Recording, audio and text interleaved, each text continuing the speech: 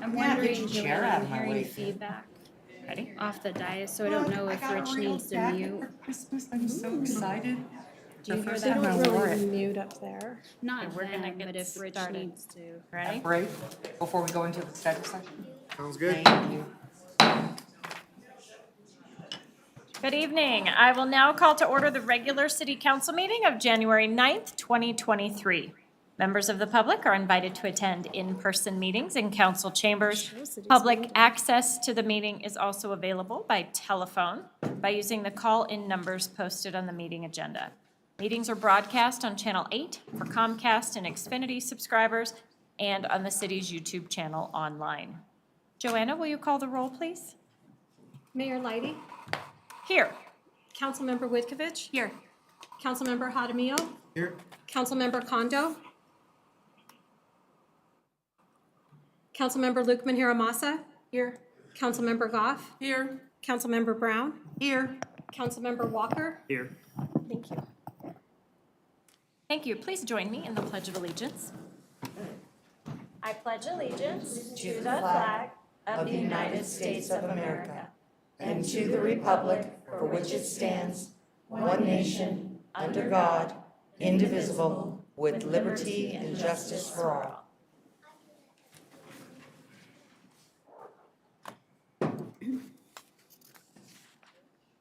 Heather, are there any responses to citizen inquiry? I have one item under citizen response to citizen inquiry, excuse me. At the December 12th council meeting, it was brought to our attention that several Excel lights were out at E.B. Rains Park and 104th. Staff contacted Excel about those outages, and on January 3rd, Excel notified staff that the power was restored along 104th. And then on January 9th, Excel notified staff that the power was restored at E.B. Rains Park. So those issues have been addressed. Thank you. Thank you. So I think I muted council chambers, but I'm guessing that Councilmember Kondo can no longer hear us. Joanna, do you want to unmute? The problem is we're getting some background noise that I don't know where it's coming from. But I can tell by Councilmember Kondo's frenzy. He's- Okay.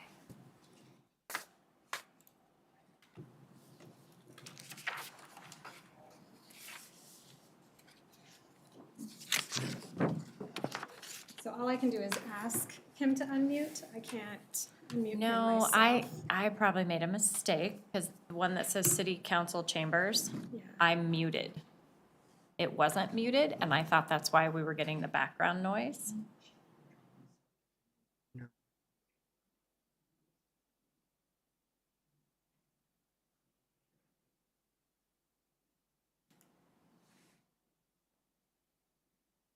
You know what I'm talking about? I do see it. I don't have the ability to unmute that one. Whoops.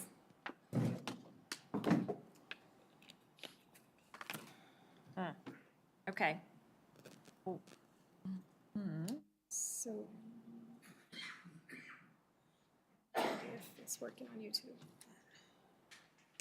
It says ask to unmute. I don't know who controls the city Do council. you see? Yours might I be apologize for the council delay. chamber one. I just.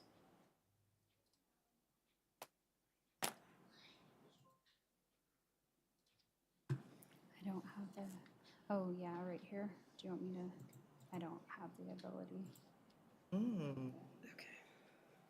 It hovers over it, but it doesn't. Let me try this way, hang on.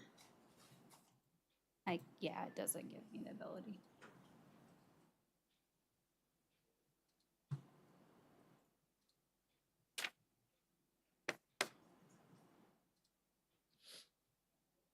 I have option. Put it in the waiting room. I can remove it, which I think is a bad idea. Yeah, don't move it. Don't move it. No.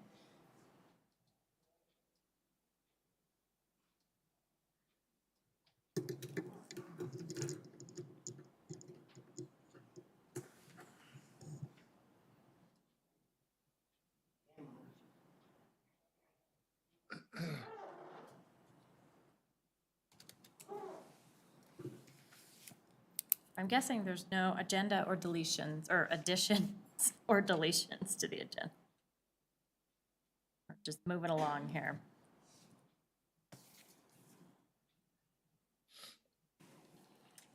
So how about if we go ahead and move into the presentations?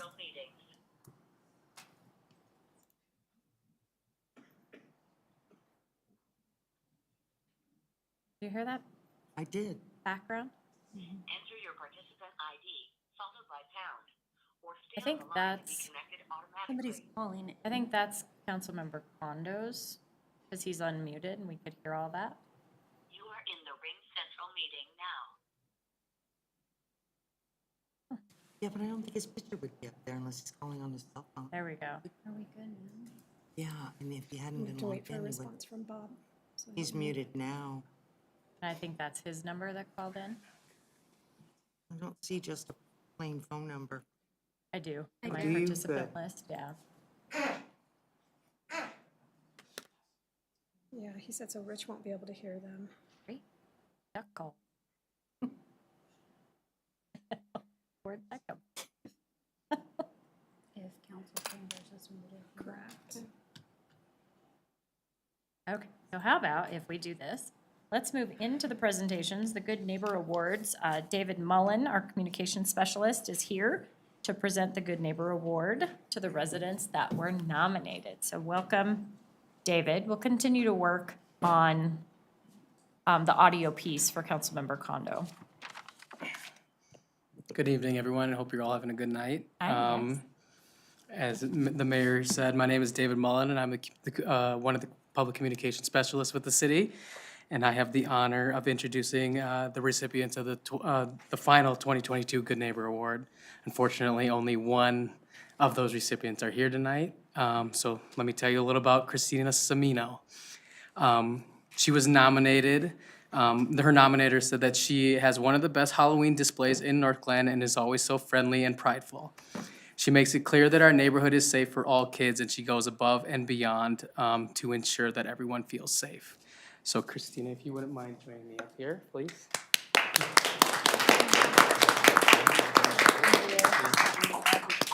Thank you. Our other three recipients are Joe Suazo, Henry Vargas, and Anastasia Q. Unfortunately, they couldn't be here tonight. Yeah.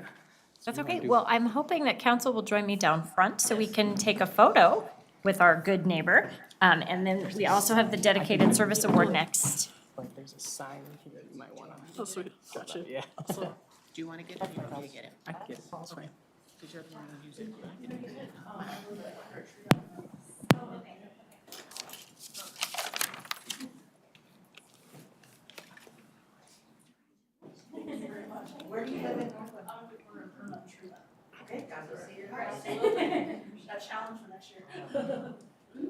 So we got two sets. Let her go first, and then we'll grab ours.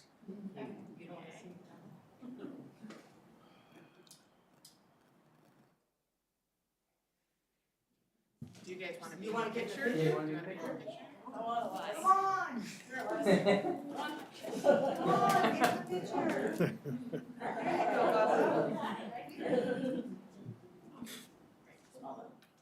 Three, two.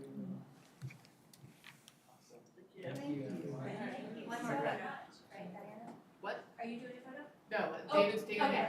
David's the one who ultimately uses it, so he's like.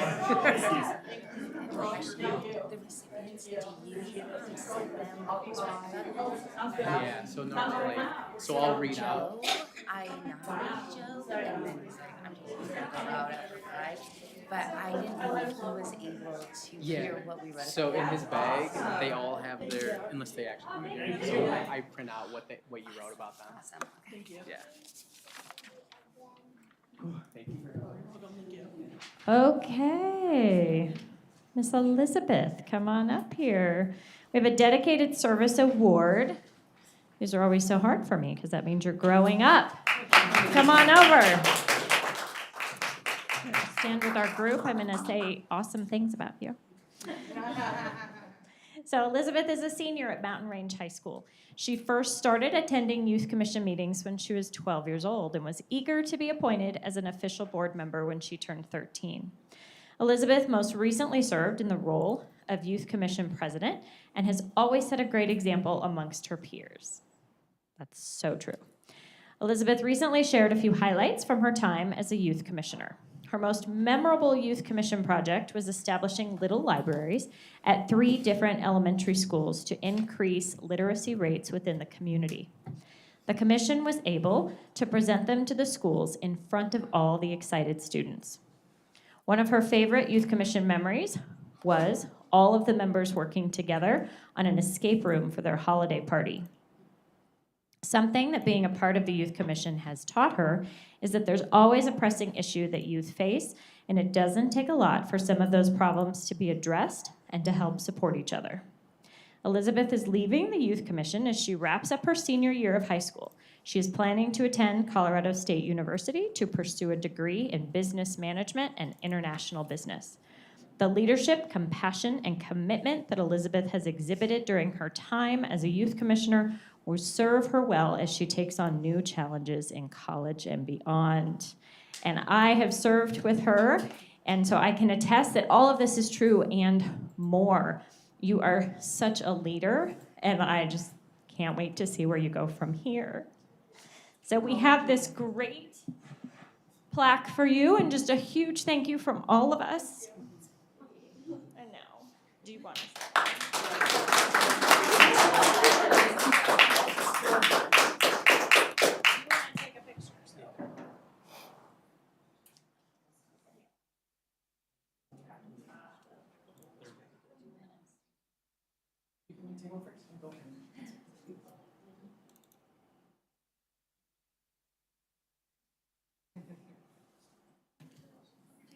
Yeah, so 3, 2, thank you all. Thank you. Thank you for all the work you do.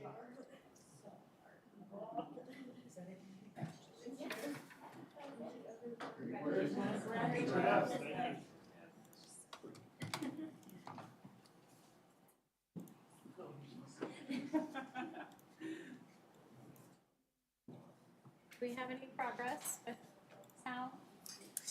Yeah, Councilmember Kondo should be able to hear now. Okay. Bob said it sounds fine on YouTube, so I don't know. Okay, it's what's just us. happening. It's, Yeah. it's not If they too bad, can't it's hear a it, then sprain. we'll deal. You know, I Oh, went to the doctor. okay, I won't touch anything else, I promise. And this- Sorry, I can come. Okay, next up is public invited to be heard. This is an opportunity for public comment on any item not set for public hearing. Statements are limited to 5 minutes per speaker. Statements must be related. I still have the feedback, but that's okay. To city business and limited to matters of community interest. Joanna, has anyone signed up to speak to council? Nobody has signed up in advance. Okay. Is there anyone in the audience who didn't get a chance to sign up and would like to speak to council? Yeah? So come on forward, state your name and address, and provide your comments. My name is Brandy, and my address is 98, wait. I'm a little nervous. 9810 West 98th Avenue. And I just wanted to make a comment about the awesome North Glen newspaper. Okay. Kind of. I just noticed that I'm getting it like a week or two after these classes have been announced and have already been held. So belly dancing I would have done, but it was like 3 days after or before I got the newspaper. So I don't know what could be done about it, but Okay. No, that's really good feedback. Thank you. I would have done it too.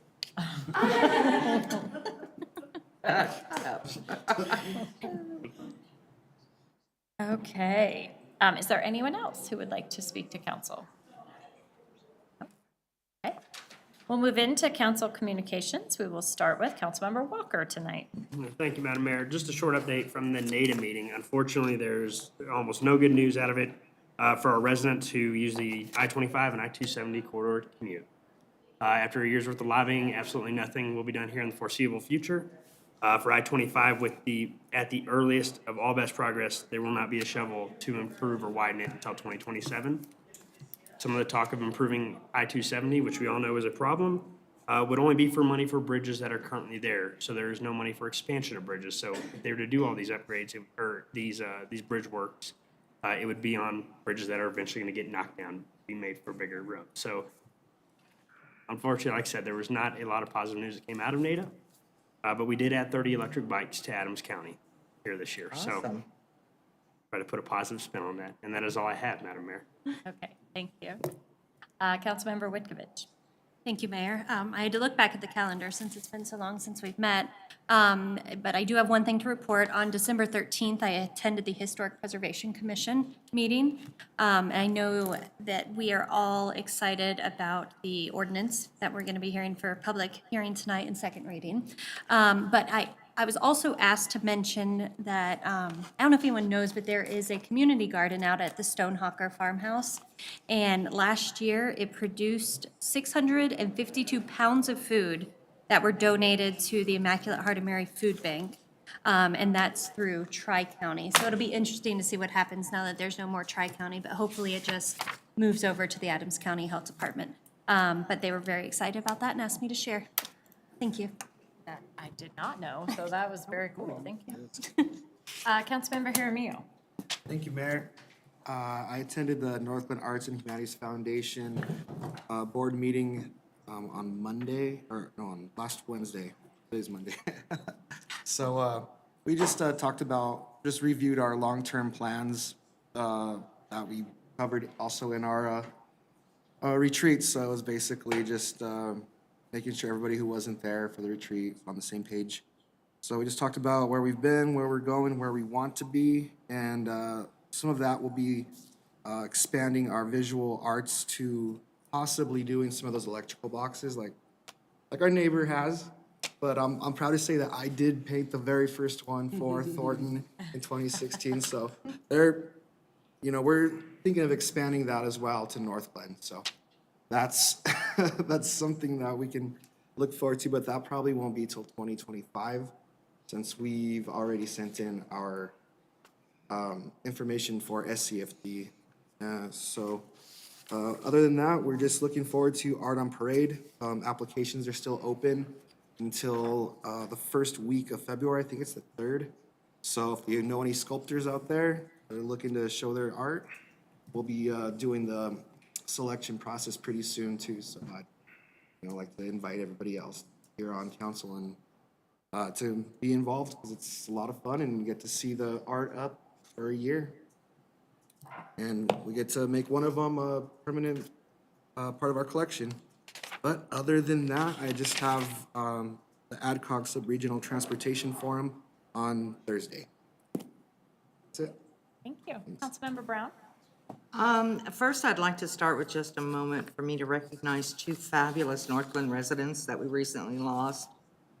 These residents not only volunteered tirelessly with the city of Northland, they were a large part of our family and a large part of the CPAN family, which is our Citizens Police Academy of Northland, somewhere in there. Anyhow, we lost Steve Austin, who actually did receive an award from CML for the amount of volunteer hours he did before he stopped volunteering.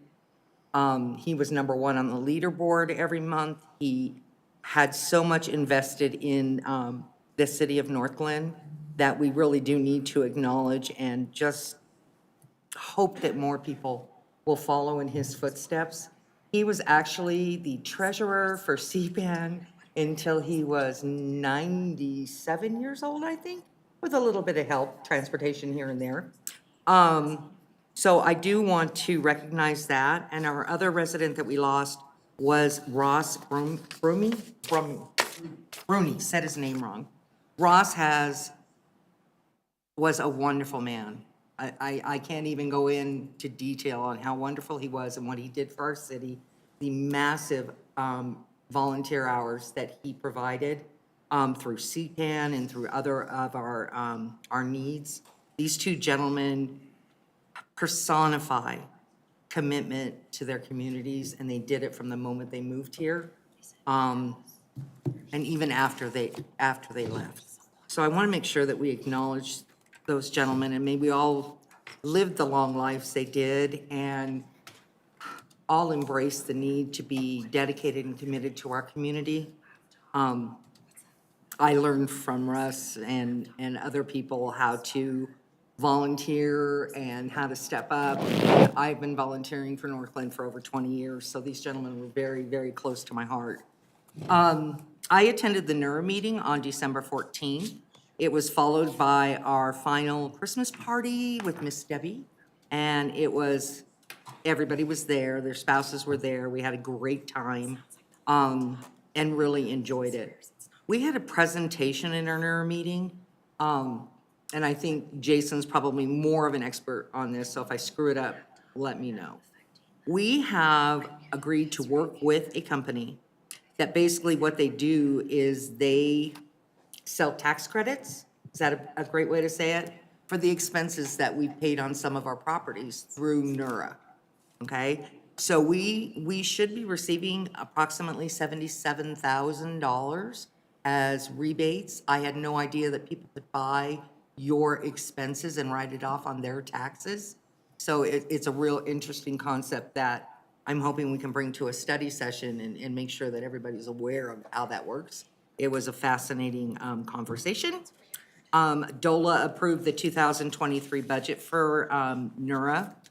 I'd like to give a shout out to the developers at 112th in Washington. We have actually been working on this project for a long time. We own the property. We have a developer in line who's ready to develop on it. The property cleared, there's no environmental issues, and I'd like to just reach out and thank the developer for the concessions that they gave to ARC, because they went above and beyond what I would normally expect a developer to do. And that's to basically have a good relationship with ARC, and ARC sent a letter to NERA just gushing over the concessions that they made. And considering it's a small lot, it really is a huge deal. We did a couple big grants and we did a couple BUOGs. BUOGs are the larger dollar amounts. Big O Tires is getting a big grant. And over where Anytime Fitness was in the Washington Center Point is going to be a Grin Pediatric Dentistry and Orthodontics. So they'll be opening soon. They've asked for a business improvement loan and a utility assistance, not loan, but grant. So those are really the big things that we have, real exciting things happening. I can't wait to see what 2023 brings us. And then I have a question for Corey. Can I ask it at this time? Corey, Jeff went over the digital accessibility requirements for NERA. And, he is very confident that you are handling it from our side. So are we all in line for everything that needs to happen from the city of Northland side? We are. Okay, perfect. That goes to the end of my pile. Thank you so much. Councilmember Goff? Thank you, Mayor. I just wanted to take a quick moment to say on December 20th, I think many of us attended a retirement party and celebration for Debbie Tuttle, and we will miss her very much. So I just can't not mention that. Yeah. And then on December 27th, the DICE board met because we have to do elections before the end of the year. And the results of those from the election, but the votes being sent in haven't been finalized yet, but we will be letting you know soon. And during that meeting, we also talked about our upcoming speakers and did some planning on an event that we worked on with the Youth Commission on anti-hate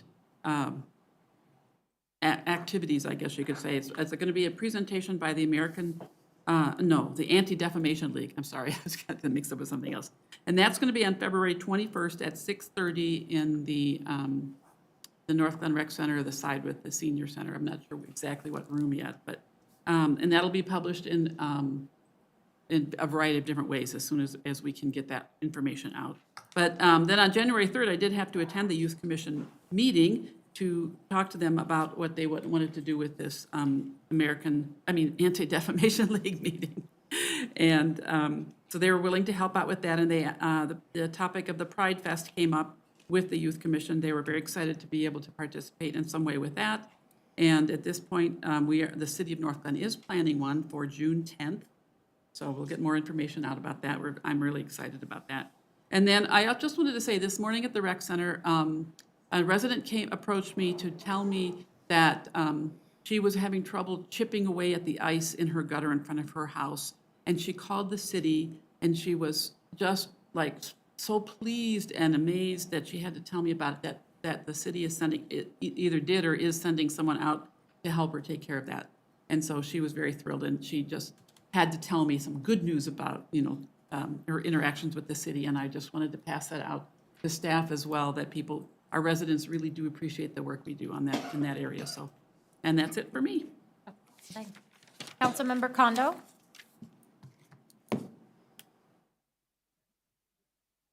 Oh, we can't hear him. Oh, we cannot.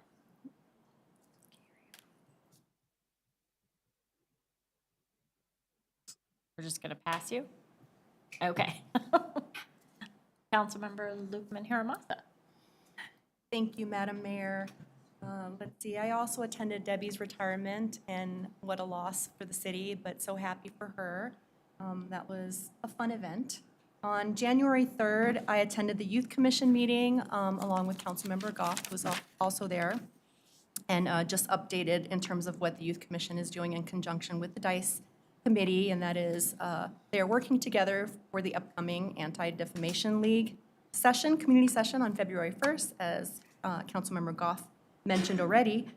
Very excited. We selected the 3 youth delegates that get to attend the NLC conference in March. So very, very excited. And Elizabeth, so sad to see her go. She was such an incredible member in the Youth Commission, but there's still a lot of fantastic kids on that commission. So really excited to take them to that event. One of the things that they're still pushing out there is Gaming with the Chief. On Wednesdays, is it at 4 o'clock? When? Still working that out, okay. So for all the kids that might want to challenge the chief in some games, I highly recommend you look into that as well. And then last but not least, today we had our legislative committee, and the legislative session started today. So there's not a whole lot to talk about today, but there will be in the upcoming weeks, of course. There have already been 43 bills introduced pretty rapidly, and about 200 to 300 bills in the next few days will be introduced as well. Some of the common themes that they think will be coming up are, of course, law enforcement related issues. So auto theft is a big one, and classifying, I guess, reclassifying the felony levels for that, especially for repeat offenders, is something that'll probably come down the pipeline. No-knock warrants, some pretty controversial and heated discussions are probably going to come out of some of these bills as well. Right to rest is also potentially going to come up again, and amongst a whole bunch of other things. But we also have our upcoming legislative committee dinner on January 23rd, and that will be the chance for committee members and council to discuss all of the potential legislation coming through with our representatives. So that's very exciting, and that's all I have. Thank you, Madam Mayor. Great, thank you. I have a couple things tonight. The first one is I did also want to mention Debbie Tuttle's retirement. That was a beautiful event, and she's well deserving of the accolades and praise from that evening. It was a nice event. I want to thank Becky for elevating, Councilmember Brown, the 2 residents. I think it was very important based on their work and their volunteerism and their connection with the city. And I just appreciate you taking the time to tell us more about it and making sure they were heard. I want to thank Brooke, when he was the acting city manager, for all of the communication during break. I really appreciated it. It was thorough, it was concise at the same time. But it was also very important. It was, we had a lot of weather events and just stuff happening in the city. And so you did a great job. So thank you for that. And then I wanted to highlight our crew and their partnership with the police department. I had the opportunity to attend sort of the shift change briefing the night that it got really, really, really cold. And to be in the briefing with those two groups and to see how seamlessly they work together. They know many of our homeless individuals by name. They made it an absolute priority that every single homeless person was inside and safe. And there were so many strategies in place. By the time the briefing took place, Jessica Hulse and her team had secured night hotel stays for all of the people that she could get a hold of. She had passed out bus passes to all of the officers that were heading out and with clear direction on what to do if they found a homeless individual outside, all the way up to in the absolute, emergent case, the willingness to open up the police department lobby. And so to hear the conversations that were happening between our crew and our police department, it was so heartwarming. And it was just something I wanted to make sure everyone was aware of. And I don't think a lot of our residents even know how tightly they work together in support of our residents to make sure that everyone is taken care of. So it was just really beautiful. And then also, I think on my agenda, just coming up, is the Metro Mayor's Caucus has their big full-day retreat on Saturday, so we will be doing that, and that's kind of the biggest thing on my list, and that is all I have. So, Joanna, do you have anything tonight? Thank you, Madam Mayor. I do have just one quick item. I wanted to remind everybody that applications for the Ward 4 council vacancy are currently being accepted. So Ward 4 residents may apply by 4:30 p.m. on Monday, January 23rd. So there's 2 weeks left to get the applications in. Folks can submit those by mail, in person, or online. We have copies of the applications in the city clerk's office. We are open 8:30 to 4:30 p.m. daily. And residents can send us emails with questions at any time. And that's all I have. Great. Thank you. Thank you. Corey, how are you? Doing well. Happy New Year, and I Happy do New Year. not have anything else to report. Okay. City Manager Guyer? Yeah, thank you, Mayor. I have several items for council this evening. The first is acknowledgement that staff was made aware that unfortunately sometime between Friday and Saturday morning, there's quite a bit of trash strewn onto Webster Lake. There's parts of the lake that is frozen, and so staff has done the best they can without putting themselves in an unsafe situation to get as much of that trash off of the lake. So I just wanted to highlight that so residents who may be watching know that we know about that situation and we're trying to do the best we can clean it up given the circumstances. Staff will likely secure a boat and get onto the lake at some point this week to get the rest of the debris cleaned up, but we are aware of that. I do want to share that some statistics about the police department's efforts to have increased visibility and traffic enforcement along Fox Run Parkway. So between the months of November and December 2022, we had extra patrol in 8 documented occurrences dedicated to the issue on Fox Run Parkway. 2 individuals were cited during this time frame. One was a DUI and reckless driving. One was cited for speeding 10 to 19 miles per hour over the posted speed limit. We did deploy a decoy vehicle 4 times along this roadway between December 9th and then December 31st, along with 2 times from January 1st and January 5th. Interestingly, we received 4 complaints from residents about the decoy vehicles. We'll talk further with Chief and Deputy Chief about that. I think there's probably some education we need to do with residents to make them aware of why we're using a decoy vehicle and the purpose behind it. So I wanted to share those statistics with you. And an important piece related to Fox Run Parkway efforts is we're bringing the safety-sensitive zone ordinance back to City Council on Monday, January 30th. That is a fifth Monday of the month, but we do have two important study session items that evening, that being one of them. And so for any residents who are interested in that effort, feel free to tune in to that meeting. One other piece for council, I had an outlined schedule and had hoped that next week I would be doing first interviews for the deputy city manager position. Our main cutoff for review is on the 13th. However, I did initial screens last week and was not pleased with the pool of candidates that we received. So I'll likely be keeping that position open a bit longer. The Economic Development Director position is posted as well. And as you're aware, unfortunately, a staff member is out on medical leave. So Debbie Tuttle has agreed to come back semi-retired now and will be providing consulting services for us to help us fill the gap during the interim. So pleased that she's so willing to do that in light of the fact that she was ready to retire fully. And she's very committed to this organization and didn't even blink an eye to come back and jump in and help us out. So grateful for her support. And that's all I have for you this evening. May I ask a question? Yes. I just wanted her to do that part. How are the applications for the Economic Development Director going?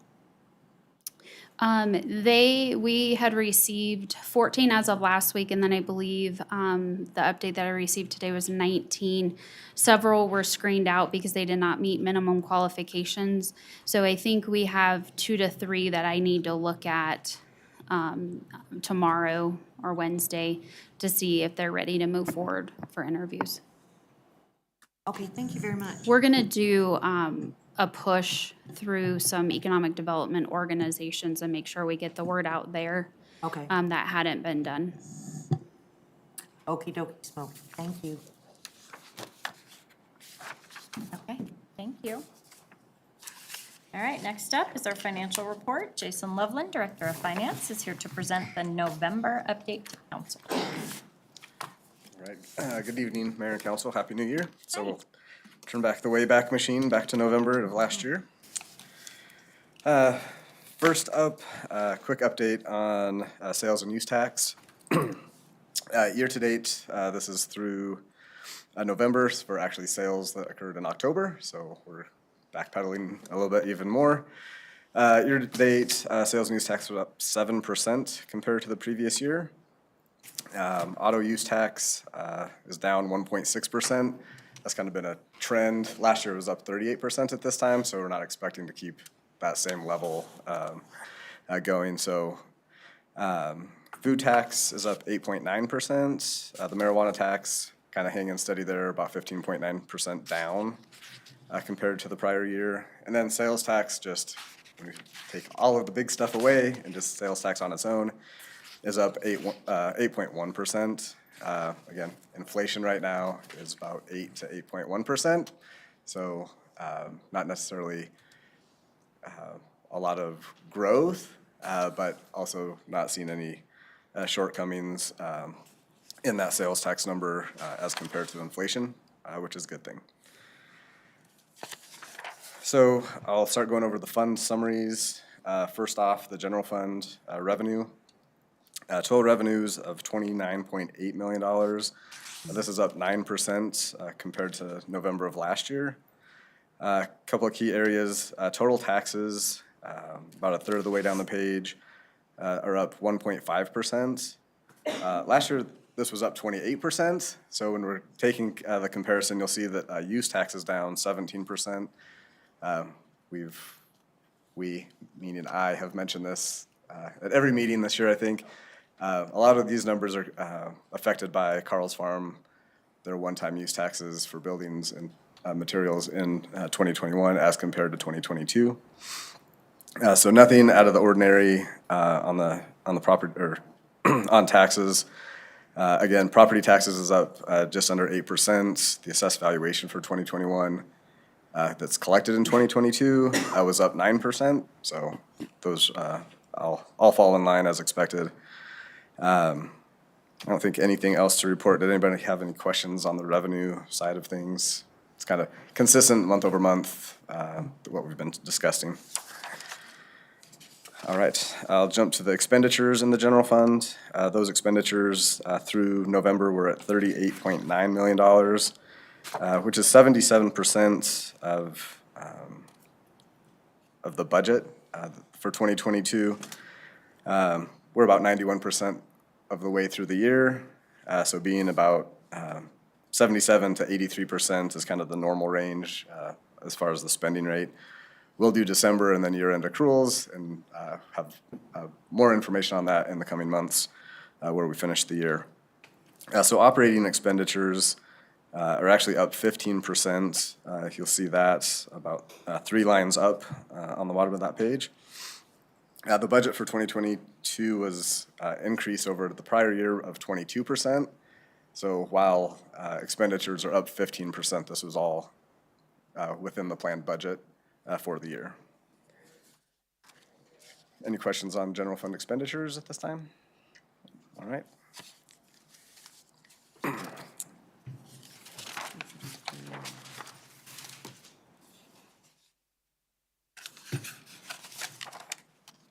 I didn't practice flipping my pages earlier today, so apologies for the long pause. So the water fund is next on the list. Water fund revenues are at $14.6 million with expenditures of $10.3. You'll see total revenues are up when compared to the prior year of up 7%. Water charges on that very top revenue line are at $9 million as compared to 9.5 in the prior year. Again, Carl's Farm, those water charges for tap fees and things were captured there. So it looks like we're down. If you go to the bottom of the page, that blue box, water usage, so that's actually consumption. You'll see that revenue is up 4.8% on the year. And actual consumption through November is up 2.2% for the year. So 2.2% over the year, I think, is reasonable, not a decline in consumption. However, with drought conditions, I think that small increase makes a lot of sense with our efforts there. Expenditures, the operations are at a spend rate of 83%. Again, in line and consistent with our normal spending. And then you'll see the other expenditures that fall out the bottom. The debt service expenditure, we make those payments in December, June and December. So we'll see an increase in that debt service expenditure in next month's report. So any questions on the water fund? Nope, seeing none. The wastewater fund, total revenues of $5.1 million and expenditures of $9.5. Highlights there, wastewater charges revenue is up 5.5%. Total revenue within the fund being down 7%. And that was due to developer contributions collected for Carl's Farm in 2021 versus this year. And then on the expenditure side, operating expenditures, a spend rate of 78%, again in line. Capital outlay, a big budget of $12.4 million and $6.5 million of that being spent so far for the year. And then again, the debt service expenditures, we'll see the principal and interest payment occur in December. Next fund is the stormwater fund on page 6. Total revenues $461,000 and expenditures of $126,000. No real changes. You'll see stormwater charges. There might be a small timing difference that shows that it's down 5%. Those fees haven't changed. It's just a sequence in the timing. And then on the expenditure side, operationally, the expenditures are in line, being at 69% of the spend rate through the year. Then last fund I will touch on tonight is the sanitation fund. Total revenues of just under $1.7 million and total expenditures of $2.2 million. Again, total sanitation revenues, marginal change there, less than 0.5%, as we would expect, with no fee changes in 2022 to that fund. And then operationally, a spend rate of 90%. That's comparable to the prior years. And on the capital outlay side, we have spent virtually all of that budget. Most of that was getting things received from the prior year. I think, let's see. On page 11, the taxes collected by geographic code. This is the snapshot that we look at every month to see kind of where our different areas of town, shopping center-wise, are doing. You'll see Marketplace, North Glen Greens, which is the Best Buy, Boot Barn, doing pretty well. There's a couple of areas that have declines, not significant declines, but some areas to note. And then overall, the percentage change is 4.2% for the kind of within the city boundary sales for the year. One interesting thing, this has been happening slowly over the last couple of years, but the out-of-state and out-of-city, a lot of that is due to online sales, and then the better collection methods that we have now are really overtaking any one area for the city and make up a majority of the sales tax that we collect. So we're seeing that transition. Not only do we feel it because that's what we're doing as consumers, but then when we receive it as the city, we're seeing where those revenues are coming from. And it has transitioned quite a bit from going to a brick and mortar within the city limits to ordering in and having things delivered to your home. So, Do we track that? Do we track that separately? we do track Those that taxes? separately, and it made me think that on a quarterly basis, I might add that to the report. That'd be nice. Just to see where we're going. A while ago, that used to be about, the online used to be about 50% of, like, compared to the marketplace. And it's now 100+% of what the marketplace does in sales. So not unique to North Glen. That's just the world now. But wanted to share that tidbit of information as well. And that is the November report, and I'll stop there. Okay, Councilmember Brown? I just have one more question, and then I will leave you alone. I haven't really hit you up too hard lately. So I know that we don't break it down by what's marijuana, what's this, what's that on some of our, I'm sorry, my computer is deciding not to play nice. On our variances in our taxes, but I'm looking at the one for Washington Point, and I think that, you know, we're all aware of the situation over there. So I'm kind of curious, I got stopped in Safeway and Petco this last weekend. And I know we don't report on it that way, but can we start looking at those businesses removing EGAD or IGAD? And my question for asking this is that, you know, the complaints continue to come in for the homeless people living over there. We've had a couple instances that, where it's left residents very unsettled while they're over there. And my fear is, and I'm gonna be really honest with you, if I go up to Safeway where I do my majority of my shopping, and there is, for lack of a better word, a gaggle of homeless people at the front of the store, my business then goes down to the marketplace, or down to Walmart Market, so I at least keep it in North Glen, but I'm worried about them.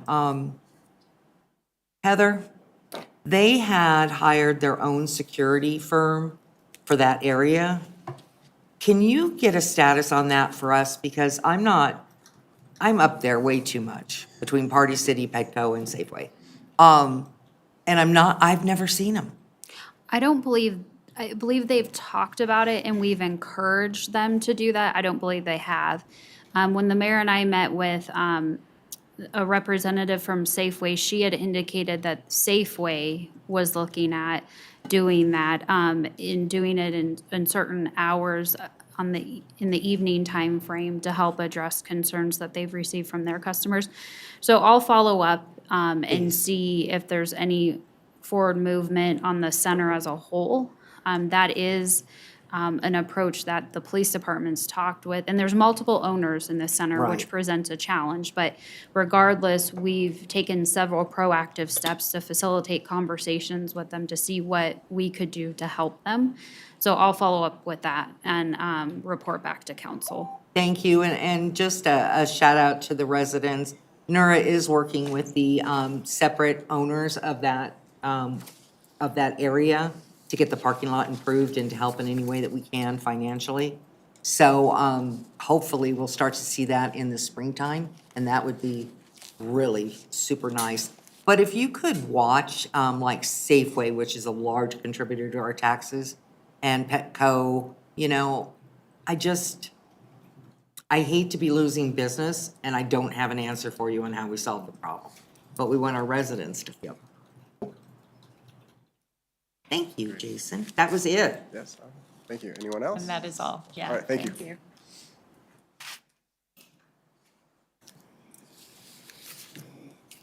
Okay, we're now at the consent agenda. Is there a motion to approve? Motion to approve. Second. Please open the vote. The vote is open. Please vote. Councilmember Kondo, how do you vote?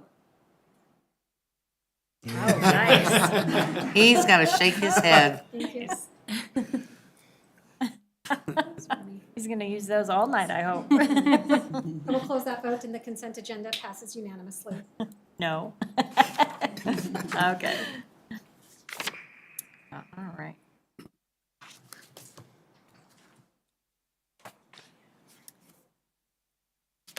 So tonight we have one public hearing, CB 1999. Joanna, will you read the title, please? A bill for an ordinance repealing and reenacting Article 9 of Chapter 16 of the North Glen Municipal Code regarding historic preservation.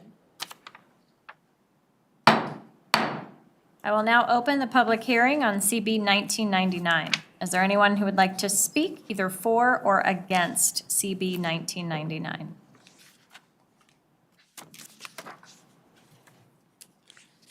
All right, hearing none, I will close the public hearing. Starting with ordinances, CB 1999, the Historic Preservation Ordinance. Is there a motion to approve? Motion to approve. Second. All right. Our Director of Planning is here to provide a summary of the item. Hi, Brooke. PowerPoint? Yes, Yay. as soon as it warms up. This is essentially the same PowerPoint that you saw at the study session, but just for the purposes of the public benefit, we're just going to briefly walk through the same information for the public so they know what's going on. And so we can see as it comes into focus, can we hit the light over there for the overhead?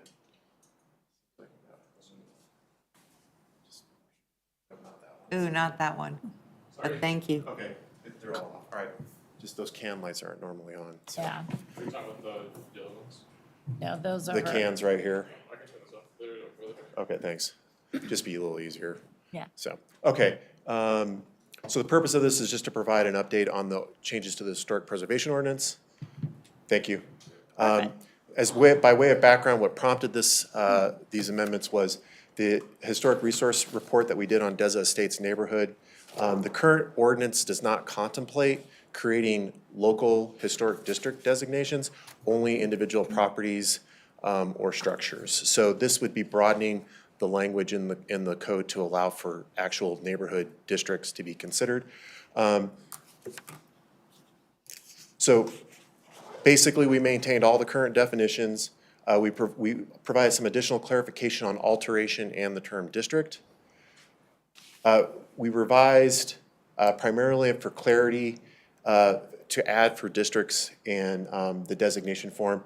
One of the things I want to point out on this particular slide is that after multiple deliberation, it was determined that 51% of those who would be in the district could petition for that. So that was one of the questions that the commission debated rather robustly on in terms of what was the right amount. Part of the logic behind that is that saying like you only needed 30% to say no versus 51% to say yes was trying to give majority rule the opportunity. So that's kind of where we landed on that. There is no clear set rules on how to do that. Every community and every throughout the state and elsewhere have varying approaches to this. So this is what the commission is recommending for the council. Also, we made some modifications to align it with the UDO procedures in terms of public hearing process and how we handle those things and noticing and bringing them forward to you guys. On the onset, since we don't have, what we typically do with districts is have a set of design standards. We don't have those, so what we're gonna do as part of this ordinance is reference the Department of Interior, which is the national standard. They're very broad-based policy language about how we manage and permit and allow for modifications to exterior buildings. We do intend, as a future exercise for the commission, to create a set of design standards specific for future district designations, which I'll talk about a little bit later on tonight in the council agenda. With that being said, we also have established some processes for minor and major in order to help streamline what would otherwise be minuscule versus major substantial alterations to existing buildings. Also maintains the current review criteria, and then we kind of tweaked and updated the demolition and relocation criteria in the code as well, just because we're dealing on a different order of magnitude. And then really this last section, we tried to consolidate and simplify some of the language, and also to give some better measures for criteria for exemption. And then also, sorry, I thought I was on my last slide. And then also we fine-tuned the establishment for penalties for if you demo a building without a permit or other actions that we have, just to make sure we properly cross-reference to the enforceable language within the municipal code. And with that, I'm here to answer any questions. One last thing I will say on a sort of a footnote, there are only a handful of mid-mod historic districts in the country. There are 2 in this state. We would be the 3rd in this state, and so it's something else to be thinking about. And I also just want to clarify for those who may not be fully familiar with designation, this only applies to the exterior of the buildings. We don't get in the business of modifying anything in the interior. There is language in the policy that speaks to if you allow a building to deteriorate, i.e. you tear out walls inside the building, we have the ability to address that issue. But this is really what's visible from the street. Great, thank you. Any questions or comments for Brooke? No? Nope, none tonight. Thank you All so right, much. thank you. Meredith, can I- Oh, I'm sorry, Councilmember Brown. I couldn't get it going That's fast okay. enough. Because I'm not familiar with this process, when a homeowner sells their home, do they then have to, the buyer agree to these terms? You know, do they have to disclose that it's a historical location, what you can and can't do? Almost, in my mind, I'm seeing it like an HOA, but it's not an HOA per se. So all that has to be disclosed so that no one can come in and. So typically what would happen is that, yes, that would be disclosed Okay. that you're in a district. Thank you. Thank you. Okay, please open the vote. The vote is open. Please vote. Councilmember Kondo, how do you vote? Thank you.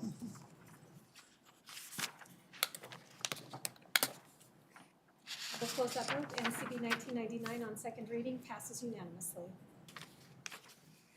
Great, thank you.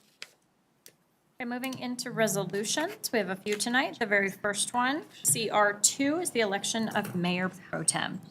Before we can vote on something, we need to figure out who that will be. Councilmember Walker. Madam Mayor, I move or motion to nominate Councilmember Ashley Wikovich for Mayor Pro Tem. I second. Okay, any discussion, questions from council? No? Okay. Joanna, will you open the vote, please? The vote is open. Please vote. Councilmember Conto, how do you vote?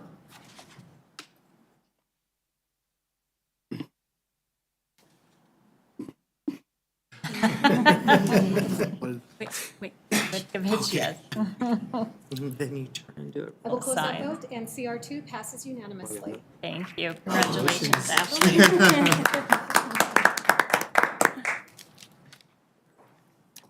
Okay. Do we need to do anything else right now? We just move ahead. Fantastic. Thank you. Okay, next one, CR8. Joanna, will you read the title, please? A resolution authorizing additional contingency funds for the agreement between the City of North Glen and J.R. Fidlonk Construction Company Incorporated for the Lift Station A replacement project. Move for approval? Second. All right, Kent Kisselman, our Director of Public Works, is here to provide a summary. Kent, before you begin, I just want to thank you and your team for all the snow removal, extra snow removal. It was incredible. Like, we can see it when we travel in and out of our city. There's a huge difference, and we know that you guys work really hard, so thank you. Yeah, it was an awful storm. It was a spring storm in the middle of winter. Yeah, and then another one, and then another one. I mean, you really got hit multiple times, so thank you. Thank you very much. Thank your team for it. Thank you for those kind words. And All good right. evening. Hello. Yeah, so this is our force main project and lift station project. So the total project was like $26.5 million. BT did the force main, Phelong did the lift station. Kind of as we're wrapping up, I mean, the project's been done now and both facilities are, the force main is working and the lift station's been running now for a few months. And, to kind of wrap up the project, we had some savings in the BT contract, but some overages in the Phelong contract. And those are kind of itemized on the end.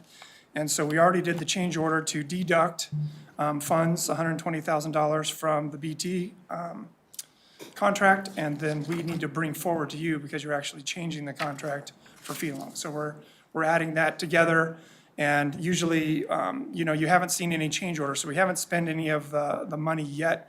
We usually, on these big projects, we tally that all up, and then you'll see that all itemized on that last page. And we're asking for the additional $120,000 to bring the total contingency to $335,178. And I'll be happy to answer any questions. Any question? Can you tell me what we saved on the first one, please? Total for the both projects together, we've saved over $2.2 million. Okay, so you had mentioned that we were under budget with one company. How much were we under budget by?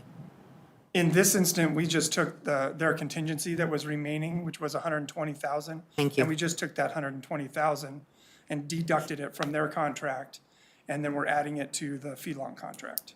I just want to make sure. So it's a net there, but once we finalize the final numbers, then Jason will be able to present and tell you exactly what that total cost was on closeout and show you the entire savings for the project.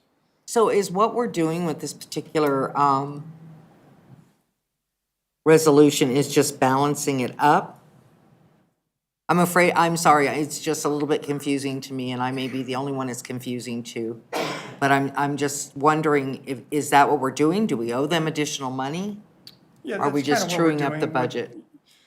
We're kind of balancing it because, we needed the money for Phelong to finish the lift station, but we had the additional funds in savings from the pipeline.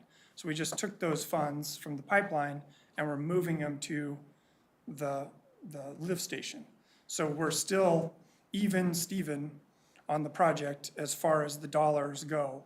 But this requires a resolution from you. The deduct didn't require a resolution, so we already did that change order as a deduct.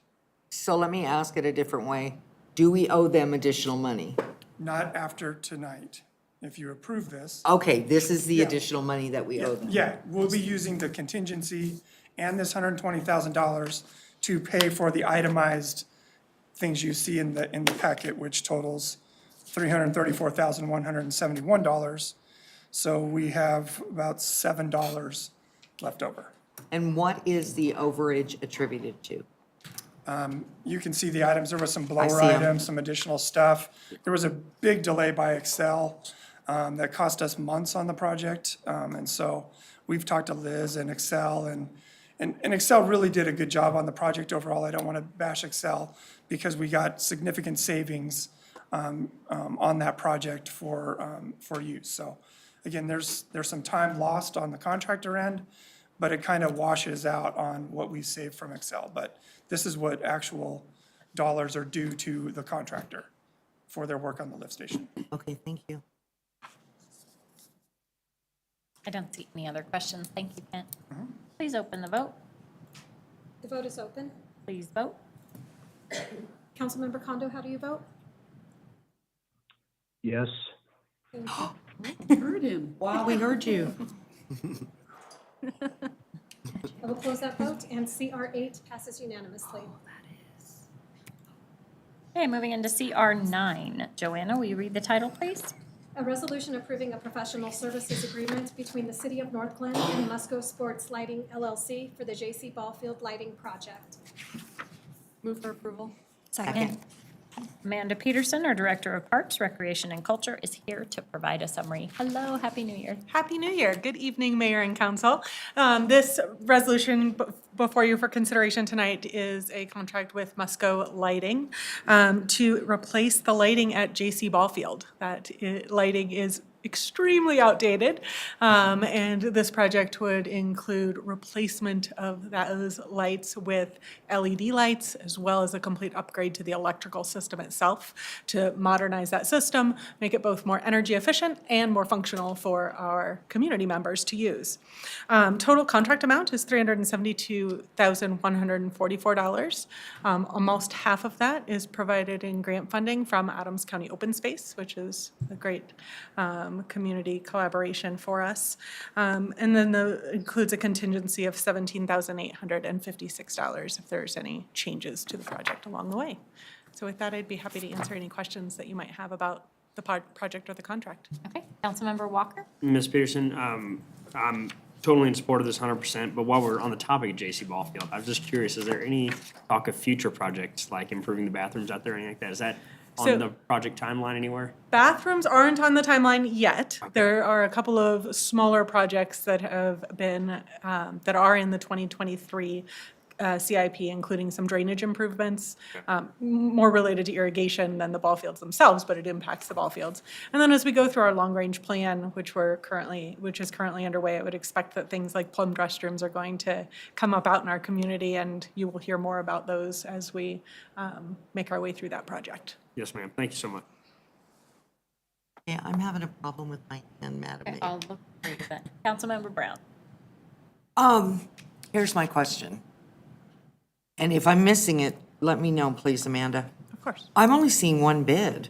So we used a cooperative pricing agreement. So those are bid on a larger scale. Pricing is accepted, and then we're able to piggyback on those bids that already are happening. So help streamline that process. So Okay, so yes, it's we're- competitively bid. We're just not going out specific to this project. Okay, so they've bid on other projects with us? I'd love to say I remember. Through Sourcewell. Thank you. You are welcome. I think that's it. Please open the vote. Vote is open. Please vote. Councilmember Kondo, how do you vote? Yes. Thank you. We'll close that vote, and CR9 passes unanimously. Okay, CR10. Joanna, will you read the title, please? A resolution adopting the City of North Glen 2023 Legislative Issues Guide. Move for approval. Second. All right, City Manager Guyer will provide a summary of this item. Hello. Hi, thank you, Mayor and Council. Before you have the 2023 Legislative Guide.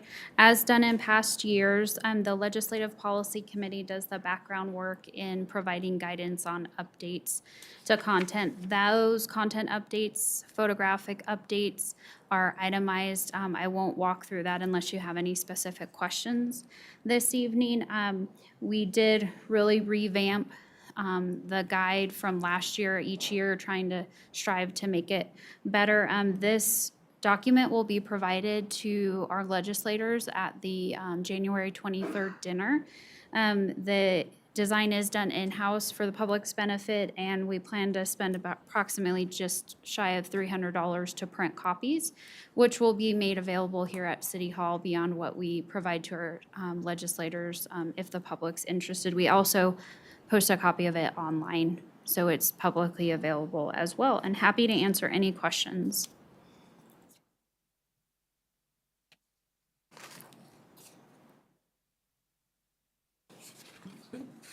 No questions from council? Okay. I do like the photos. It's really well laid out. Yeah, it's lovely. So thank you very much. I was wondering if there was a way to highlight portions of that in the connection, you know, maybe every months or something. Highlight portions of the legislative, the guide in the connection. Because I think it's, This month. see, I don't open Christmas cards, so I'm ignoring my mail right now. We can also push out via our electronic newsletter as well. Thank you. If I put it on social media, you would have seen it. No, I wouldn't see it there either. I'm not on there that often. Okay. I just go in for entertainment. All right, thank you. Please open the vote. Vote is open. Please vote. Councilmember Kondo, how do you vote? 3-2. I will close that vote, and CR 10 passes unanimously. Okay, CR 11. Joanna, will you read the title, please? A resolution supporting the designation of Deza Estates on the National Register of Historic Places. Motion to approve. Second. All right, we got a preview of this. Brooke is back. Hello. Hello. So, you guys, we just considered an ordinance for local designation. This is for a National Historic District nomination. Essentially, what we're asking for here is for the mayor to authorize to sign a letter of support on behalf of the application that is going before the state SHPO, State Historic Preservation Officer. So with that, I'll just briefly run through these slides. We are looking for that recommendation from council to authorize the mayor. This is a historically significant under criterion C, which is basically planning and architecture. There's different criteria for anthropology, prehistoric, things of that nature, but here we're talking about criteria C. Here, did I skip a slide? Okay, good. All right. Here is a copy of the area of the survey. Included in your packet is the actual historic resource survey that we got a grant for through SHPO to help us with that. And so we are basically putting this forward to recognize that we have, I believe, 20 out of the 29 are contributing structures. So why do this? As I mentioned in the previous presentation, there are only 2 in the state of mid-century modern national districts. This would be the 3rd. There are truly only a handful throughout the country. So one of the benefits for a national or local designation is that if you make exterior improvements to your house or structural improvements to your house, you're eligible for state and federal tax credits for that, which is a huge benefit. Also, because of the state and where they get their revenue from, there is a robust grant program that's administered through the SHPO that also residents would be eligible for under a national or local designation. So this is really just trying to bolster the recognition and support of this district so that when folks, if they do consider to do exterior modifications, they would be eligible for this, and it really does help. Also, I asked Sarah about how many historic districts have been nominated recently in the state, and there has not been one in 8 years. The SHPO is very excited about this project because they are really thinking that this is something that is significant and important to start looking at as we move forward, as mid-century mod becomes more and more relevant as time rolls off. So with that, I'll move on to the next slide. Both the council and the HBC will provide a recommendation. And that recommendation from the HBC is this week. And then basically the process is that the SHPO, the Preservation Review Board, We'll actually review this on the 20th, and then it goes to the Department of Interior for the final review and listing. So with that, open up to any questions. Brooke, would you mind going back to the slide with the map? Yes, ma'am. Can you give us a brief difference between contributing, non-contributing, and local landmark?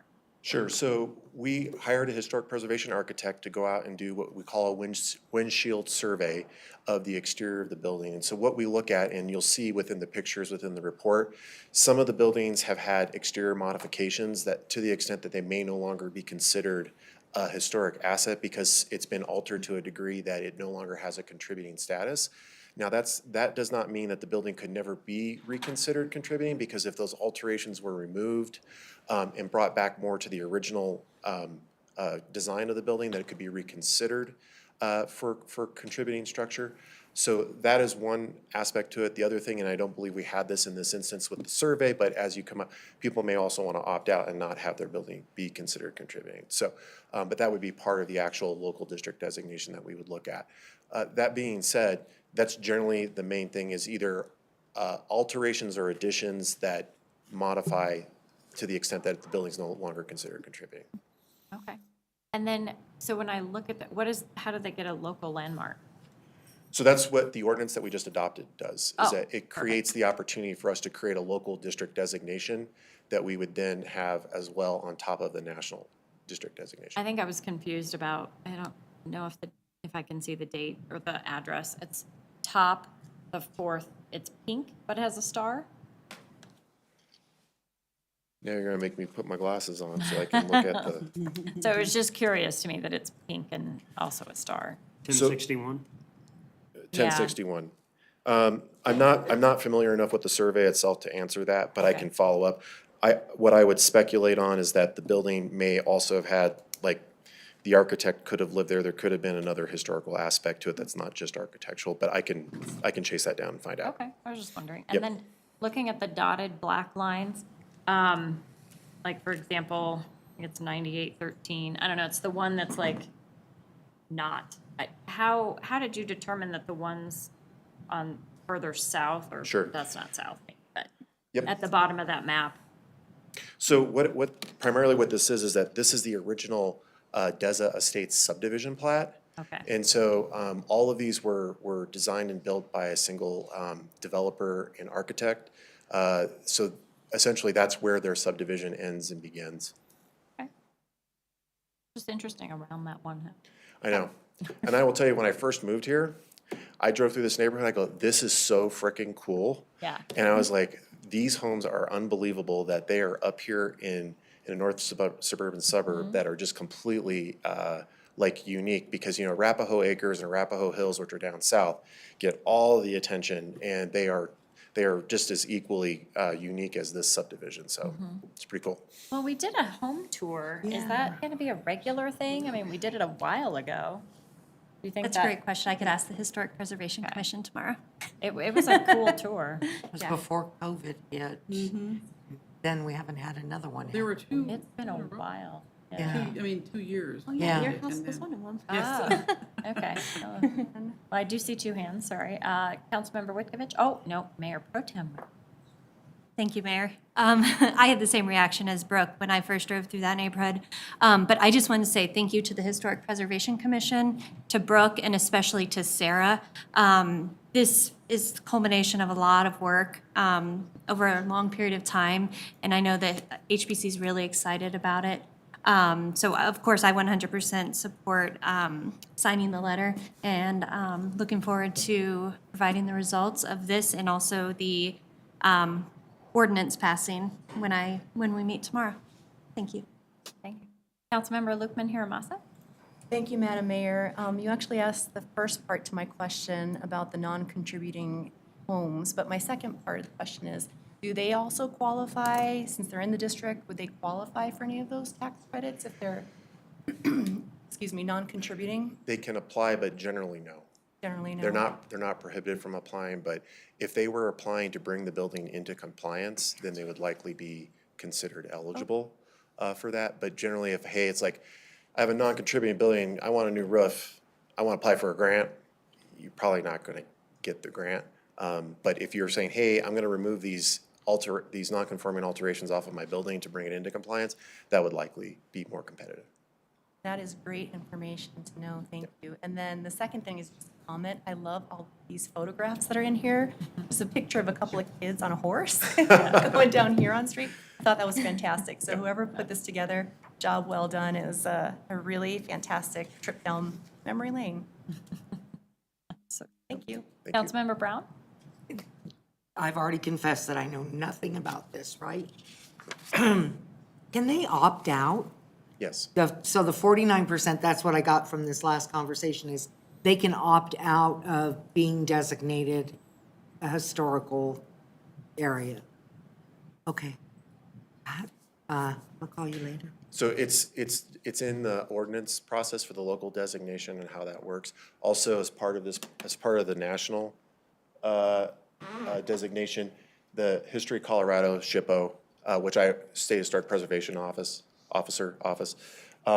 they also can collect letters of non-consent because everybody gets notified that this is happening. So I will say that as a general rule, we did have an open house exercise with the commission where we had, I believe, 4 or 5 residents within the district attend the meeting, and they were either neutral or for the designation.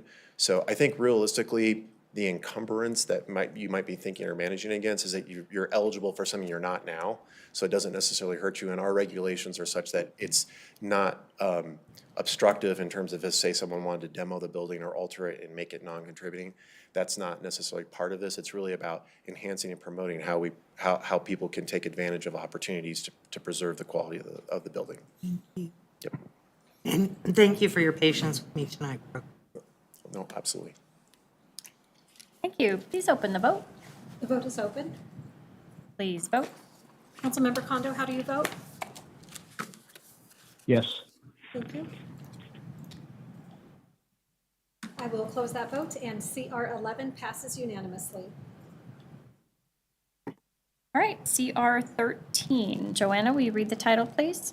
A resolution reappointing Amanda Balehash as the municipal judge of the City of North Glen, Colorado, and approving the Second Amendment to the agreement between the City of North Glen and Amanda Balehash. Motion to approve. Second. Well, hello. Good evening. How are you? Happy New Year. I do have City Manager Guyer listed as presenting this item, but I just this evening delegated it to Judge Balehash. Perfect. So sorry about that. that's okay. That seems appropriate. So This is her item. Sorry. So my contract expires the end of this month, and so I'm hoping that you will appoint me for a new 2-year term. I did the court update in December, so you have the most recent updates, and I guess the only thing that wasn't included in the court update was just kind of things that pertain specifically to me, which I put in my letter that I sent to you all when I was asking you to renew my contract. I think that the biggest changes are my role change with the Colorado Municipal Judges Association. I think when I last saw you, I don't know if I'd become the official municipal judge representative for the Adams County CJCC. So I am a regular part of that organization now, and that's a regular role that I have. And I continue to be secretary for the North Metro Youth Diversion Board. And the things I guess I didn't talk about, which you probably know about because Jessica is before you, sometimes more often than me, is I had the opportunity to present twice with the crew team, with Chief May and Jessica, once at CML in Breckenridge this summer, and then we went to ICMA in Ohio, I guess was this fall? No, I can't remember. So it's been great to be part of being able to let Colorado and the nation know about the crisis response unit pilot program here. And then we started Community Court. So I guess those are the things I have to add to the court update that I gave you all in December. Questions or comments for the judge?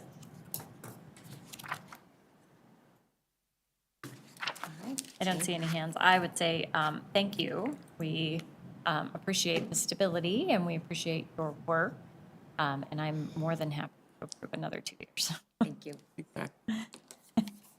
Please open the vote. The vote is open. Please vote. Councilmember Kondo, how do you vote? Yes. I will close that vote, and CR 13 passes unanimously. Great, thank you. Moving into discussion items, the first one is 120th Avenue Construction Kickoff. Kent Kisselman, Director of Public Works, is coming back up here. Meeting again. So the project started today. American West is our contractor, and they began today. If you haven't been out there, you know, the first few days are going to be setting up the cone zone, setting up erosion and sediment control, setting up their traffic control, mobilizing onto the site. They'll probably start, according to the schedule, it looks like they're going to start actually demo on Thursday. I'd like to talk just a little bit, and it's in your packet, but I think it's good information. And thank you to the Ward 2 members for meeting with us prior to this and going over this and providing their input and really helping us launch this off and get that communications down. So we put the article into Connection. All postcards were sent to all of Ward 2, and those were landed in post Friday. We've outreached to schools. We have social media posts, we have the web story, and we have internal communication, and Diane has sent it to TV and media outlets. So we've done a complete blitz, and you've noticed up for at least 3 weeks now, our digital message boards, which are the smaller ones, and then from just after Christmas, the VMS boards that are the larger ones, and those are the contractors. So we'll continue to support them and use our boards as well, and move those as they move on the project. As far as the project, initially, they wanted to work a 24-hour schedule, and that would have made, and we're talking about the demolition phase, just this first phase, which is going to be right out of the jump. It's going to be one lane in each direction in various spots along the section. So it's not from, you know, and I'm going to use Washington to Claude, and we know that it's really like Sylvia to York, but those are the big main intersections. So it's not going to be one lane from Washington all the way to Claude. They're going to go section by section, working east to the west as they move. And you'll see that kind of in your packet in the MUTCD plans that have been provided. So as today, they started and they've set up one lane from Claude to Race. And so it's one lane in each direction from Claude to Race. The original schedule for a 24-hour workday, it was going to take 12 days for them to do the work required to remove all the medians along that section. There was no way we were going to allow 24-hour work, that we just couldn't do that. So we kind of thought, well, what hours could they work? Our normal working hours are 8:30 to 3:30 was kind of, you know, what after a rush hour, maybe before a rush hour, that would have taken 25 working days. And working days is Monday through Friday. So we would have been, it would have prolonged this significantly. So we kind of thought, well, what's a good middle point? And we settled on 7 to 10. So working 7 to 10, they will take approximately 17 working days, Monday through Friday. They're going to work a couple Saturdays, and in 17 days, which approximately 3 weeks, hopefully weather permitting, we'll be back to 2 lanes in each direction, and they'll be done with the demolition of the medians. And that's the demolition phase. And then they'll be on to the next phases. And we'll probably be back next month to provide you an update again on what the next phase is and what's going on with that. We want to continue to do that throughout the project. But this was such a, you know, it's not going to be easy. This first phase is going to be very difficult. And there's no other way around it, because to remove those medians as you drive down there, they have to take up, they're going to have huge equipment. But we did not want jackhammering and backup lights and hammering at 2 or 3 in the morning. That just was not going to work for us. So we kind of settled on a happy medium, and we've had several conversations with the contractor, and we've worked, you guys are all familiar with American West and the work. We've got a top-notch contractor, and they're willing to work with us, and they're putting their best effort forward. And I think we've communicated what we can, and we'll handle the calls. If you receive calls, please direct them to us. There's numbers on the website. The contractor has their comms team. We have ours. We'll try to address the problems. We'll be flexible. You know, if we find cut-through traffic, You know, on the detours, we may be able to put up, you know, some type 3 barricades, local traffic access only, you know, to deter some cut-throughs. There's other things that we can do. It'll be a learning process for us as well. We've never done a project of this size in my 10 years. So again, we'll learn as we go, but I think we have a good plan in place, and we wanted to provide you the update this evening. And I'll answer any questions you may have. Thank you. Councilmember Brown. Basically, I have a statement. I was really pleased when we had our meeting that, and I think the approach that I'm going to take is just to have them contact, you know, the construction company, like we talked about, rather than trying to filter them through the city.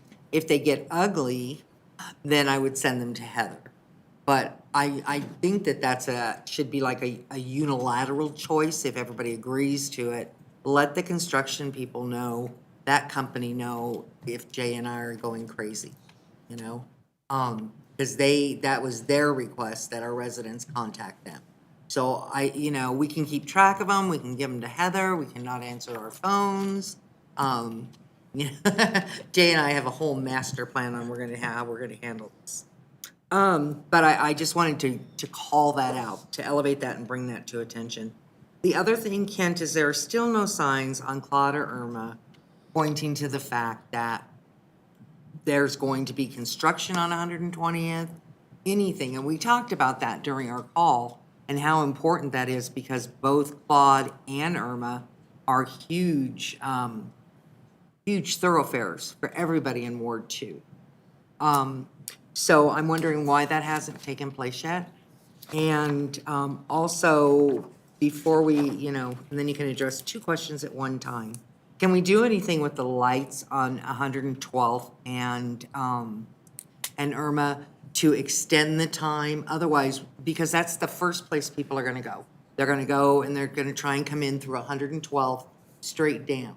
And if the lights aren't adjusted to be just a little bit longer, then we're gonna have traffic out to Washington.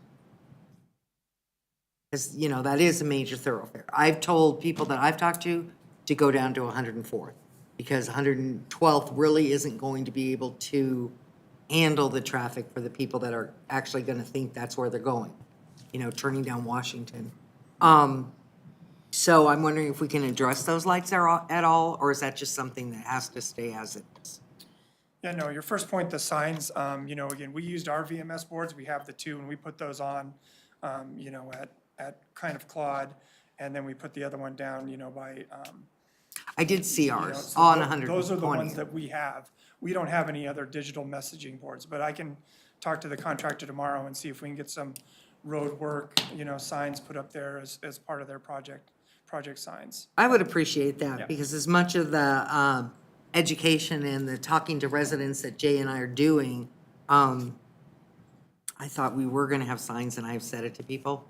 So I would really They'll appreciate have it. signs as part of their plan, but we'll ask for some additional signage. Yeah. As they work through this east phase.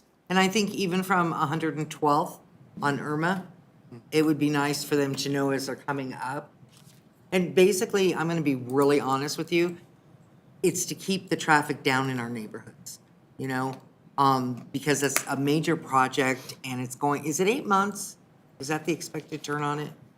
Yeah, it's gonna be a while. Yeah. So longer than 8 months?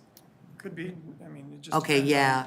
So, I mean, we have need to be 250 days. proactive because those residents are, I get calls today, but you know, 8 months into this, they're gonna be a little.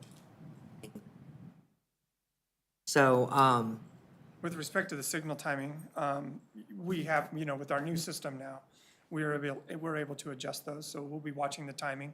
Okay. Especially when we move, you know, back to 2 lanes, you know, it'll all be pushed to the north, or it'll all be pushed to the south. So obviously, at an intersection, you know, one of those signals isn't gonna be working. So we have to make sure that the camera is now aimed in a different direction and cueing, so it's triggering those cars and movements. But, you know, I'm not gonna sugarcoat it. I mean, this is gonna be difficult. I mean, there's Oh. hundreds of thousands of cars that travel on 120th, and no matter how much signage we put up and how much communication we do, there's going to be, people are going to be upset and they're gonna complain. But it's, it's a short-term, short-term, say a year, for a long-term fix that's, been coming. I mean, this is gonna provide 3 lanes all the way through, access, auxiliary lanes to Carl's Farm, so.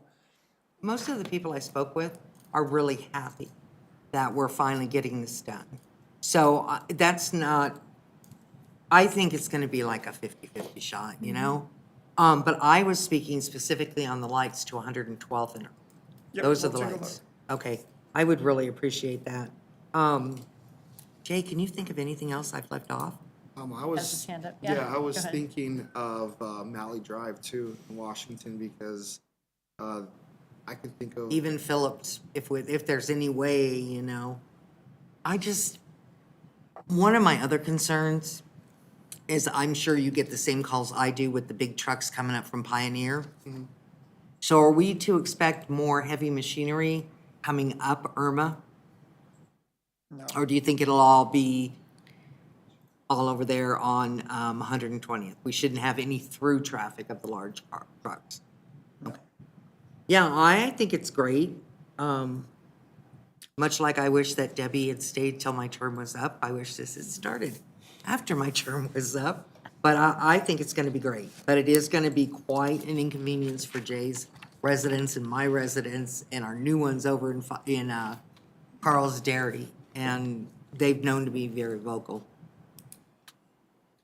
So Thank can you. I ask a question? So I'm looking, and I totally appreciate that this is going to impact our residents, but I know that of the quantity of people, what is the coordination between Thornton? What is their communication plan? Like, are you We guys send- partnering on that, or? Yeah, they have a section, theirs is down, further east on the York section, so theirs is just a little section. But yeah, I have a meeting with Brett Henry, the Director of Public Works over there on Wednesday. So, we'll be talking about this and what they need. But when we send out the postcards, we send them to all Northland or Thornton businesses as well. And we've been in communication. They're part of the project, so they're on they have a representative on the project team, so they've been apprised of what's happening. Okay, well, and I know that's the path that Thornton residents take to get home.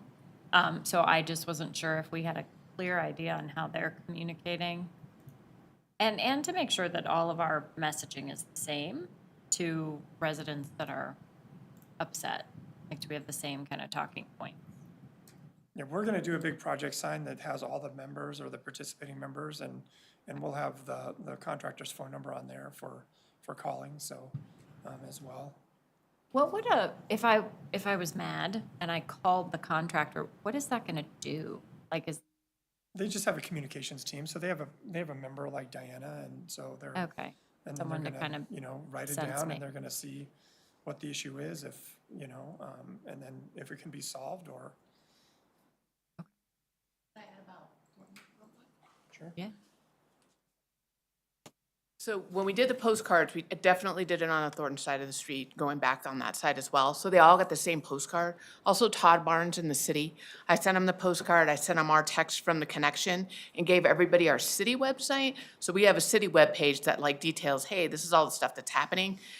2 places on the website, we say, if you have issues, you need to call the construction company. But what they do when they call is usually it's, you're getting local traffic, when they want to know the details of the project. So they answer all of those questions. And if it's something specific, like they want better signage or they need to know an alternate route or whatever, the construction company generally gives that information to help them out. Or if there's some kind of issue, they'll address it. Okay, I guess I've driven through these types of things. Right. For years, and it's never occurred to me to call the con.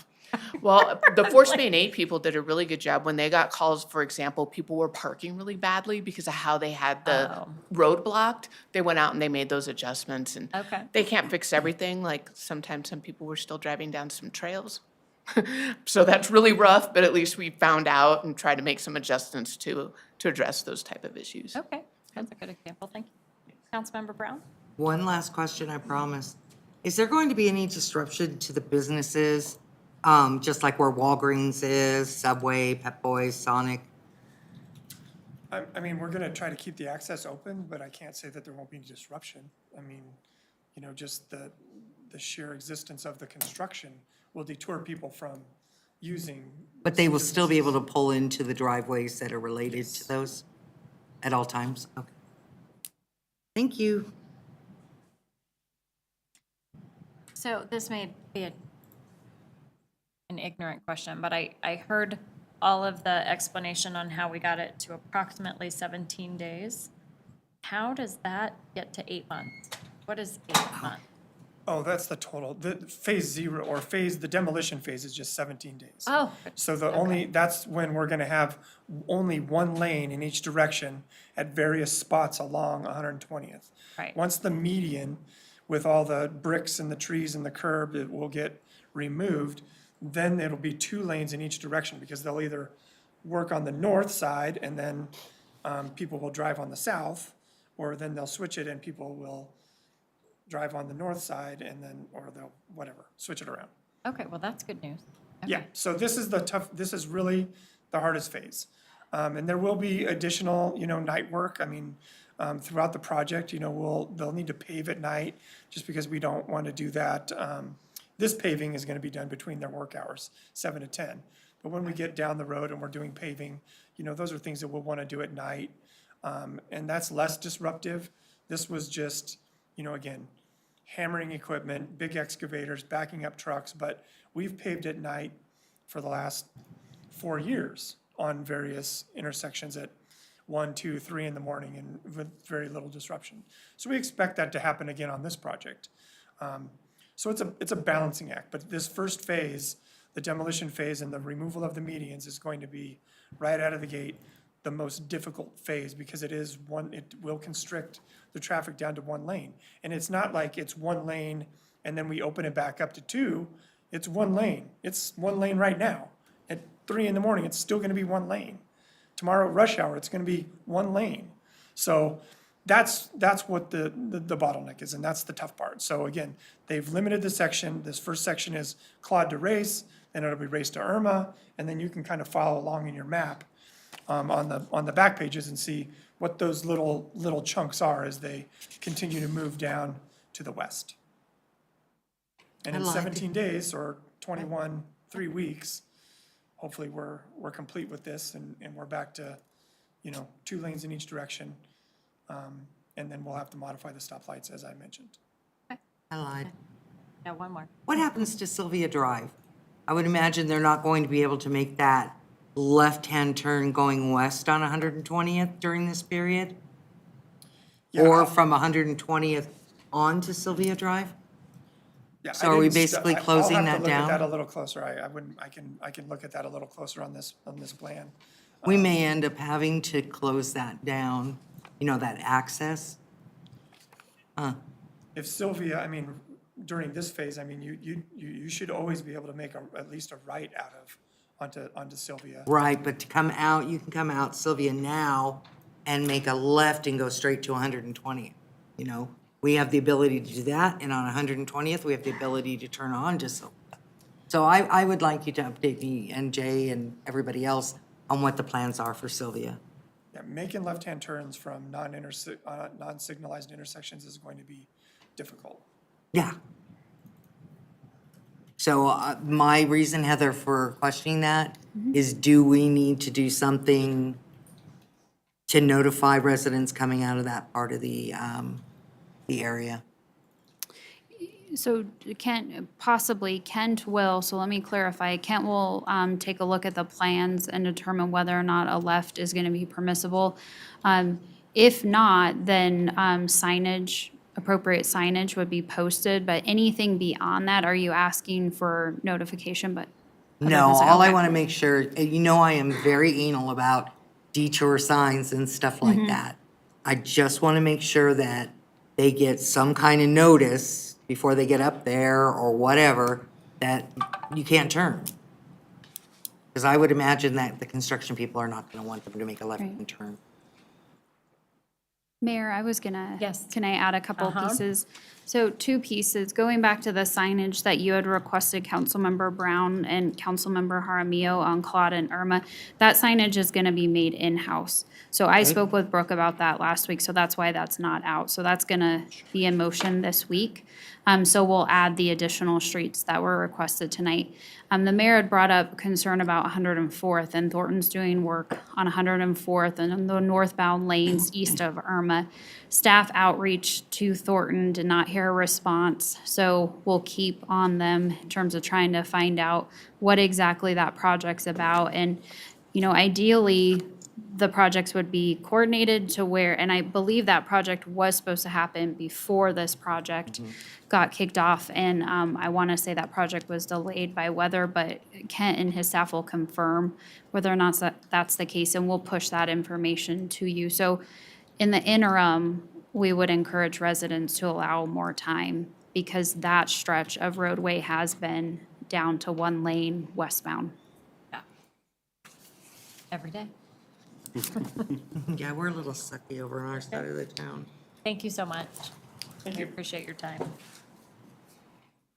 Okay, next item, Special Events Division Reorganization. City Manager Guyer will present this item.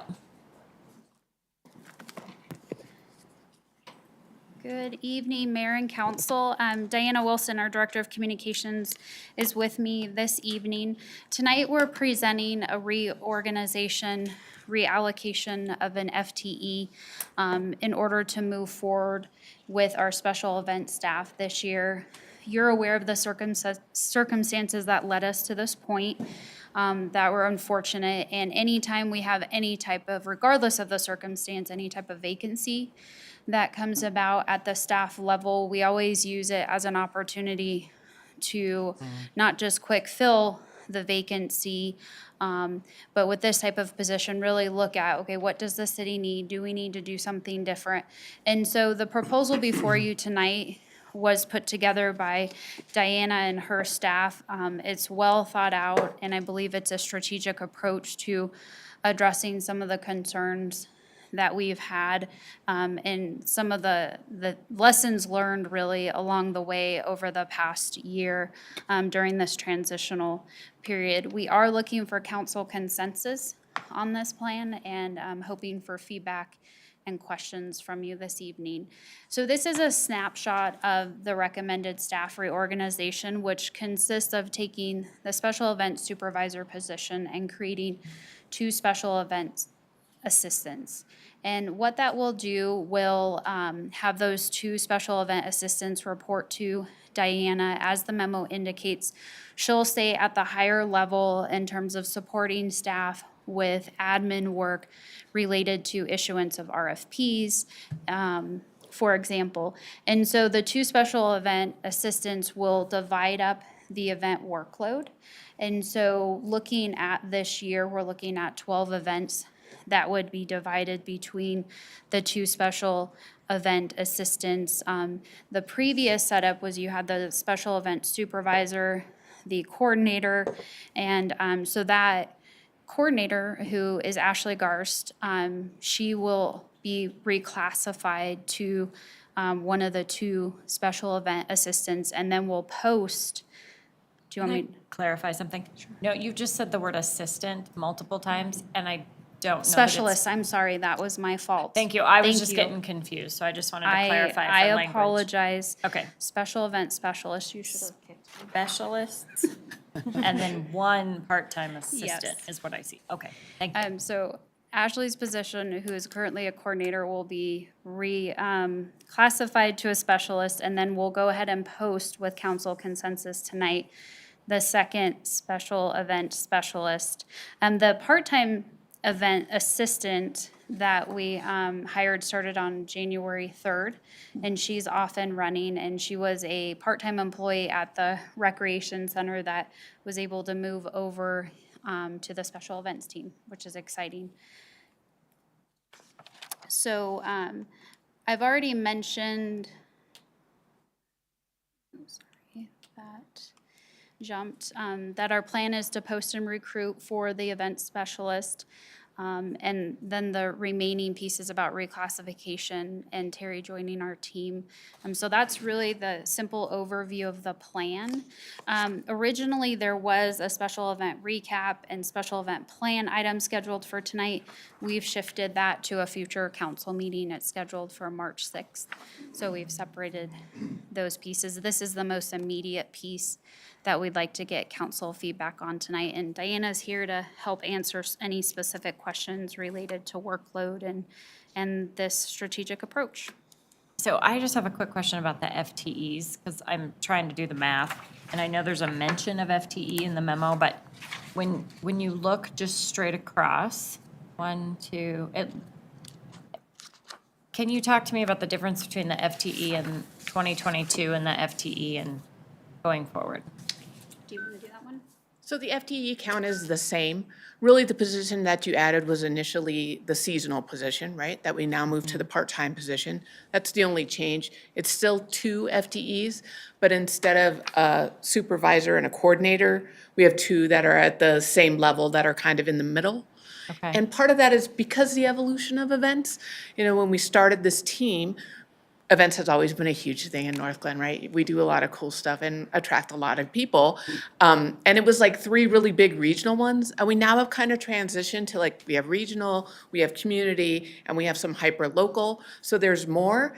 And I thought 2 positions that are at the same level that kind of split the duties would do a couple of things: offer some professional growth, kind of offer some training for both, like we have some coverage. So the previous positions were very delineated. This person handled all this stuff, and this person handled all this stuff. So when we had a vacancy, we really felt it. So having 2 people that kind of handled the same type of stuff, but just were leads on different events. And I really want to express, we work as a team, right? So these 2 people will definitely be a team. They may be lead for half of the events, but it's not like this other person isn't helping. But it's just trying to cross-train a little bit more and balance the workload a little bit more instead of having one person that had a lot of responsibility as well as supervising somebody, which is, any of you have supervised know that that's a task, you know, that takes work. So trying to take the supervision off their plate, trying to take RFPs, budgeting, that kind of stuff off of their plate, and they really are balancing the events, their creative side and the logistics side, you know, really working on execution and working as a team. So it's a rebalancing that hopefully, and no guarantees, right? It's always an evolution, but I'm hoping that this will help our team work together a little bit more cohesively. And I've also had them utilize communications for communications. You don't have to do all the marketing on your own because we're a different team now than when this team was created, so. That makes a ton of sense to me. I guess what I'm looking at is the temp admin support and the contract Right. support. Is that no longer needed in this structure? It is no longer needed in the structure as long as we fill our position. The temp admin support was Terry, and we stole her from rec. Very excited. Obviously, we liked her, and she did a great job, so we're excited to move her over as our events assistant. The contract support was because we had a vacancy, and although the contractor support was helpful, it really couldn't fill the place of a full-time person. Okay. So those will actually go away, and the seasonal and the temp got combined to the part-time. The contract goes away because we'll fill our other FTE position. Perfect. Does that make sense? Yeah. Sorry. Councilmember Brown. Is there a salary impact? There is, but it balances out. So the positions aren't as high level as a supervisor, but the coordinator one is higher. So when it kind of balances out the same level of general fund. The specialist is higher or the coordinator is higher? The specialist is higher than the current coordinator, but the specialist is lower than the And the former supervisor. supervisor. So it balances out. Other questions? Any other questions? All right, knock on wood. No? I'm Okay. excited. Good. Thank you. Okay, public invited to be heard. This is an opportunity for public comment again. Is there anyone in the audience who would like to speak to council at this time? No, these are all people. Okay. There being no further business, we are adjourned. We're going to start a study session. I didn't know if there was any transition that needed to happen. There Pull is. up a couple tables. Because Perfect. we've got some material samples for you all to look at, so. if you can give us Great, 5 so we minutes. can take a few minutes to take care of your personal needs. What date did you get?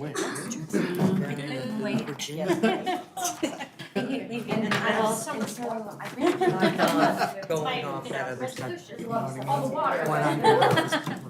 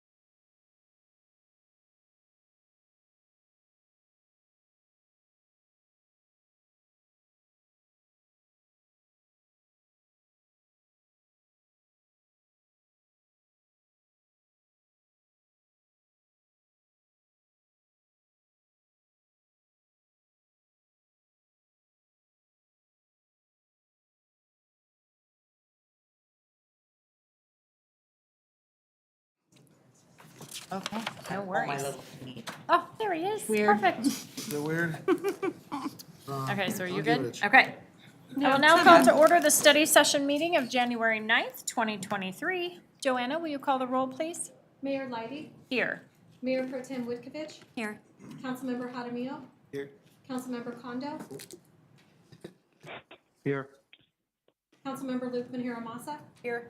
Councilmember Goff, Here. Councilmember Brown, Here. Councilmember Walker, All right, so this is our North Glen City Hall Design Development Work Session and Project Update.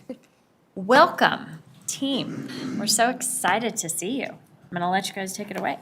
So very excited to be here. I'm just gonna make a few comments. Eric is gonna tee up the conversation tonight, and then Stefan and Joy are gonna jump in, and we're gonna have a little bit of an interactive exercise with everyone. But just want you to know that we're very excited to be here.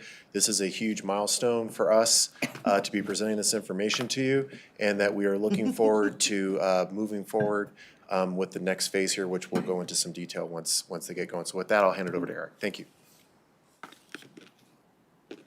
Good evening, Mayor, members of City Council. I'll give just a brief introduction today to the AMD team and then turn it over to them. Their presentation is going to be way more fun than mine is, so we'll keep mine short and sweet a little bit. Well, if that'll work. That was pretty short. There we go. Okay. So I'm going to go ahead and say here that based on the feedback that we got from you all at the November 7th meeting, the design team has been busy working on further developing the layout and finishes of the new building. They have, just for background purposes, have been working really closely with the city's leadership team to ensure that the office spaces and the employee spaces are sufficient for staff needs. They've also worked pretty closely with the police department and the city manager's office in terms of incorporating safety and security measures throughout the building, consistent with council's direction in past discussions. The design team here is looking for consensus from council this evening on 4 different elements of design, including number 1, site and landscaping design, number 2, building exterior and materials palette, number 3, building interior and materials palette, and 4th and finally, they'll be looking for some consensus from you all on safety, the safety and security measures in the building that they're proposing at this time. I do want to point out this schedule is in your staff report. It's also, you have this slide in your staff report too, but this kind of points out some of the upcoming touch points we'll be having with council as it relates to this project. This does include an additional design development presentation by AMD once DD phase is complete. And that will be sometime in February. We'll be bringing that forward to you. And then there's some, we anticipate 3 different pricing FGMPs that will come forward to council as well. You're required contractually with FCI to approve those final guaranteed maximum prices in order to release the project and them to go ahead and procure different elements of the design. I do want to point out on here, and this is just kind of more of a discussion, staff is planning to come back to council on March, at the March 6th meeting to present a discussion on the logistics and costs associated with the remainder of the Civic Center site. So I want to keep that in your minds as well. We do anticipate at that discussion to include items such as the traffic signal, the demolition of this building, as well as the old former rec center, as well as construction of a parking lot where this building currently sits once the new building is done. So we'll have those discussions in terms of logistics and costs with you that March 6th meeting. And with that, just a reminder of the budget. So what was approved at the November 7th meeting is here on the schedule here. So the total project is $33.78 million. That includes contingencies, soft costs as well as construction costs. So with that, I'm going to go ahead and turn it over to the design team, and they will walk you through. Can I just ask a clarifying question? Yep. So from what I heard you say is that the old rec center will not be demolished until March. Yes, so we'll be bringing forward that discussion with you as to kind of what's transpired and where we're at with the demo of that building. So there are some logistics associated with that have affected the demolition schedule of that building. So we will bring those forward to you at the March 6th meeting. Just to clarify, because I think what I just heard was March, in terms of demolition, that it will bring forward the discussion about demolition. Demolition's delayed because of the work that's been taking place on environmental remediation. Yeah, that's kind of and what I was cost. getting at. Okay, so just wanted to make sure that you didn't have the expectation we were gonna actually do it in March. We had originally planned to demo the old rec center in the fall of last year, and then it got pushed to December. And because of the back and forth with the consultant that we're using on the environmental, we weren't in a good place to actually move forward with that. So we'll provide all that information in March. Okay, thank you.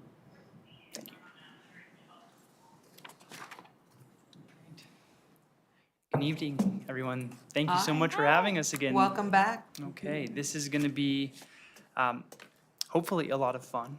We've had a really incredible 2-month blitz. We call it a blitz because we've met with, as Eric and Brooke have said, we've met with constituents, stakeholders, and we're really excited to bring to you the next step, the next vision. And so the vision, of course, remains the same. It should have a familiarity now, and bringing this vision to fruition is what we've been up to the past couple months. Staying true to that vision, staying true to the budget and the decisions that you all have made to make this a reality. So the goals as well, the community identity and the welcoming functional heart, those are pieces we've worked very hard to maintain. The object in the park and how we bring the exterior to the interior and vice versa is something that we've worked very hard to bring through with the materials palette, with the landscape palette. And then the other piece is the prominent location on the campus. I think the biggest thing to remember as we go through the exterior of the building, we go through the site, there's no backside to this building, right? Every side has a civic presence and a civic quality, even the service areas. And that brings us to the iconic civic presence. That's what an object building with a cosmopolitan character needs to do. And of course, we've touched on this in the past, and we can get into some more of the detail as we talk about some materials, but really we'll table the sustainability discussion because I think we've talked quite a bit about it, and we are poised to achieve the goals that have been set forward from the city to really be a beacon and set an example as a sustainable leader, not just within this community, but within the state, as the first municipality to achieve core and one of very few to have achieved net zero. So the landscape plan and the site plan, we're zoomed in. I think everyone knows where it is located on the site.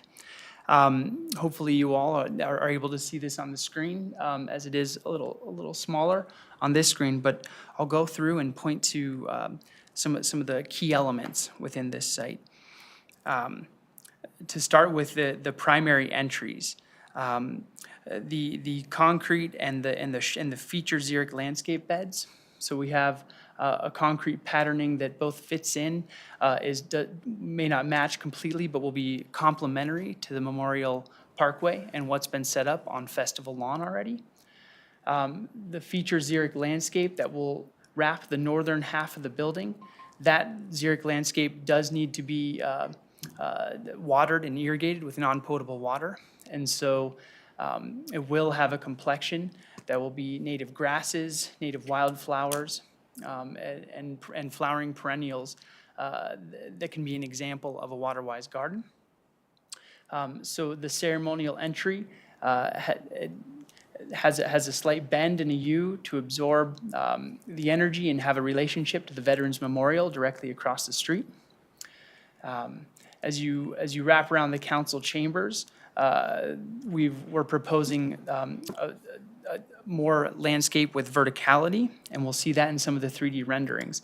And that's really to kind of honor and give space and distance to the materiality that we're proposing for the council chambers. We'll go around the building to the west. The plaza, which will be the day-to-day plaza, the crossing that we'll set up as part of, that will connect to the parking lot to the west in the future parking. And this entry here, the building bends and absorbs, and you walk by a feature wall that will be a feature material of the building into the heart of the lobby. And we'll get into that when we get into the floor plans. Around the south, as you rise up through the new drive aisle, you'll be an entire story above level 1 of the council chambers. And so the rear of the building, well, I just said there is no rear. The southern end of the building, which does have to include services like trash pickup. It does have to include spaces for fleet vehicles. And it does have an employee entry and an accessible walk that winds through a unique landscape and a break area. So there's a series of eddies, and we'll see that in some of the 3D views as well. But there's small spaces for groupings of chairs and tables that are small scale for staff and employees to enjoy a shaded southern-facing outdoor space. So that space would be more dedicated towards staff at break time, and would be a more full season, 3-season space with nice southern exposure to take advantage of the warm days that we get. We haven't gotten any of those recently, but when we do here in the next couple weeks, this would be a wonderful place to be able to sit. Moving then around to the east, this is a large landform expression that will be filled with native grass seed and wildflower seed. And that, we know we're going to dig the building into the hillside, and because of that, we're going to have excess dirt. And that excess dirt gives us opportunity to really create this unique landform. And having that landform be the piece that is the foreground for the building. And so as the land moves in the vertical direction and cascades down the hillside, the building wall itself will cascade in the horizontal direction in and out. So there's an interplay between this front face and we think an expression that is water-wise, that is water-conscious, and a showcase piece that brings the park across the street and really honors the idea of bringing nature into this building and onto that eastern facade. And so then as you get to the bottom of the hill, the community rooms open up. The 2 community rooms open up into a large patio space, large operable walls, and then the lobby itself will open up into a 3rd patio space. And all that is protected by this berm and wildflower and showcase garden around that edge. And I think that gives you the complexion of the 360 degrees. And we'd love to jump into some of the 3D images of this now. Before we do, it's worth mentioning, one more delay, but that electric vehicles will be provided. There's a requirement to provide 8 electric vehicle charging stations. So 4 will be provided dedicated to fleet vehicles, another 12 total in the future. So the entire fleet vehicles of city staff can be converted to electric vehicles at some point in the future. 4 dedicated to the public, and then 1 that will be part of the grouping of the ADA spaces. As one of the requirements of ADA is you have to have equity provided. So one of those spaces also needs to be an electrical vehicle if you're providing them elsewhere. Okay, maybe. Okay. So the aerial view that shows the photovoltaic canopy, shows the cascading landscape beds and seat walls that will be part of the memorial, the ceremonial northern entry. You can see the western entry with the crossing over to the future parking lot. The ADA parking spaces and the electric vehicles that will be on the northern, southern end of the building. And then the showcase landscape that will be on the eastern edge.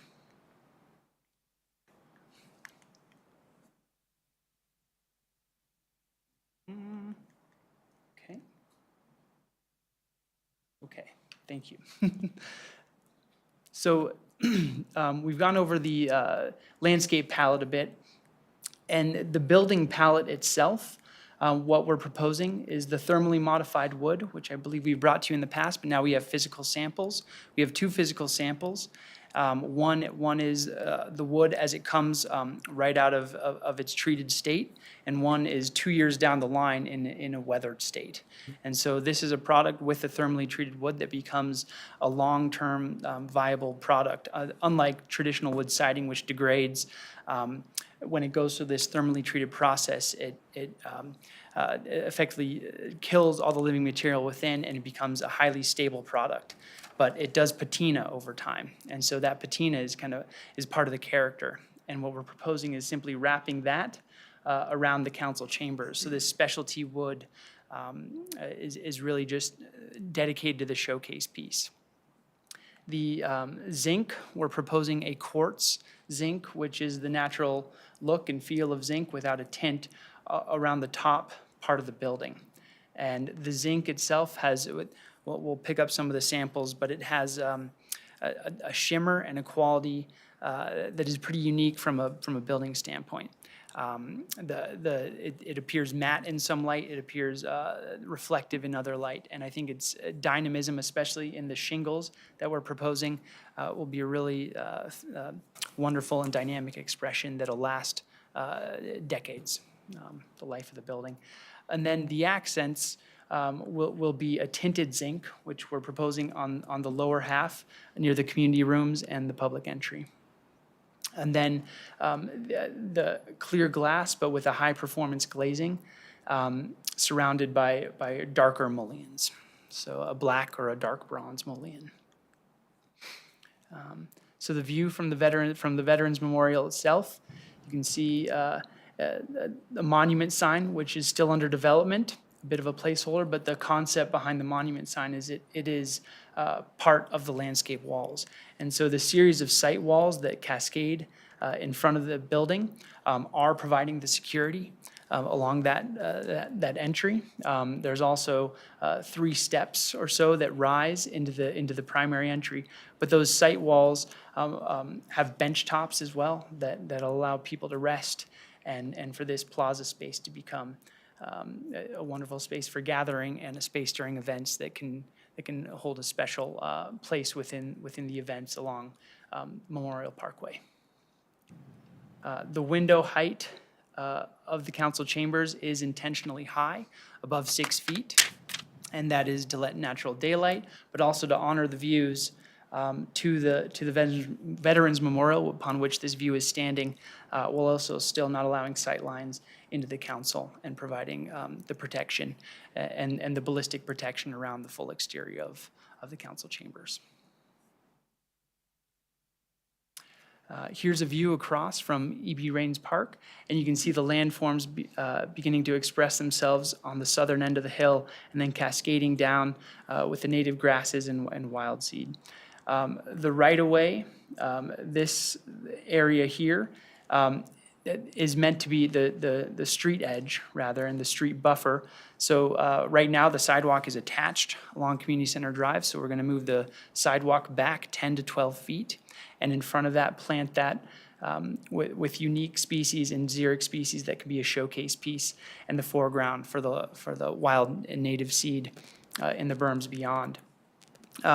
The trees along this edge, this is over Thornton's water line. So tree planting along this edge, there are currently a couple trees along that would be ill-advised. And so there's an opportunity as well to really play up what this foreground of this bed is and showcase the building. And so the trees will line the building on the south and the north and the western edge, but so it'll be a sort of a 3-sided canopy that will surround the building.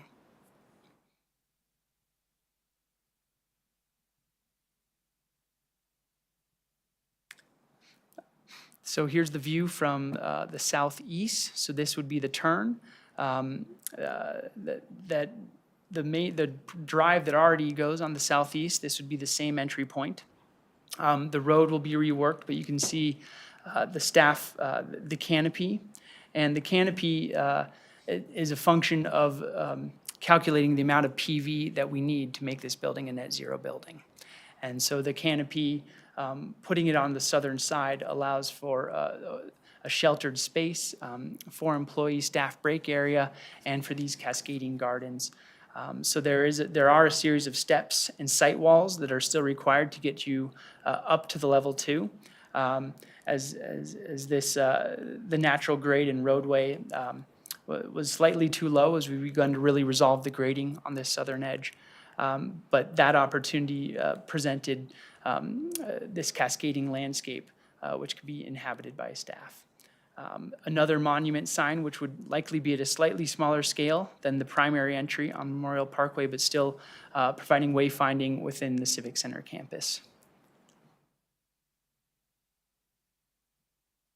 Here's a view from the other end, from the southwest end. And as I mentioned, there's no back side, but we do have to do something with the dumpsters. So that tinted zinc panel, we're proposing to make as part of enclose the trash with that landscape. The bicycle parking will both be on this edge, but also along Memorial Parkway. Just another view of the canopy edge and the platforms that are created and the little eddies for people to reside within this landscape. Here's the view just getting across the new north-south drive from the western parking lot. So you can see the feature wall with building identity signage that curves and draws you in towards the entry. And then from Memorial Parkway, looking from the northwest, so this would be at the corner upon which, caddy corner behind your back, and from this view would be the festival lawn. And so this is where the xeric plantings and perennials and flowering perennials and shrubs have more height to be able to give scale and to really give some more protection and kind of keep people at arm's distance and providing this really showcase foreground for the council chambers. Slide. So stepping up and zooming in one more time, you get a better view of the site walls and the seat walls and the accessible walk, sloped walk that gets you up to the main entry, and the site walls that will reside on these sloped benches and also provide the security. You can see here in this view as well, this landscape bed will have boulders spaced at a distance that will also provide protection from any vehicles or anyone trying to approach council chambers. So security is embedded within this landscape, but it goes away and it becomes just a part of the landscape. Next slide. Am I not controlling it? Is that? May have died. Skip that. There it is. Okay.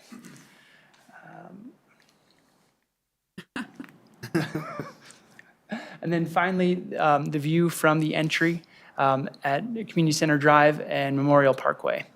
And you can see how we talked about this beacon, this element, and in this case, it's the primary large conference room dedicated to all staff that will be looking out in the prow and into the park. And you can see the landforms beginning to cradle and providing buffer for the community rooms and the outdoor spaces and the indoor spaces. To the right, you can see Memorial Parkway and Festival Lawn and this sidewalk and pedestrian path that leads into the ceremonial plaza for City Hall. In the foreground, a number of plants and showcase species and flowering species that become that buffered edge. And with Before that, we move on, can I yes, ma'am. address a couple of questions? Absolutely. Awesome, thank you. Councilmember Kondo, I see your hand. Thank you, Madam Mayor. I had a few questions. First of all, thank you for that presentation.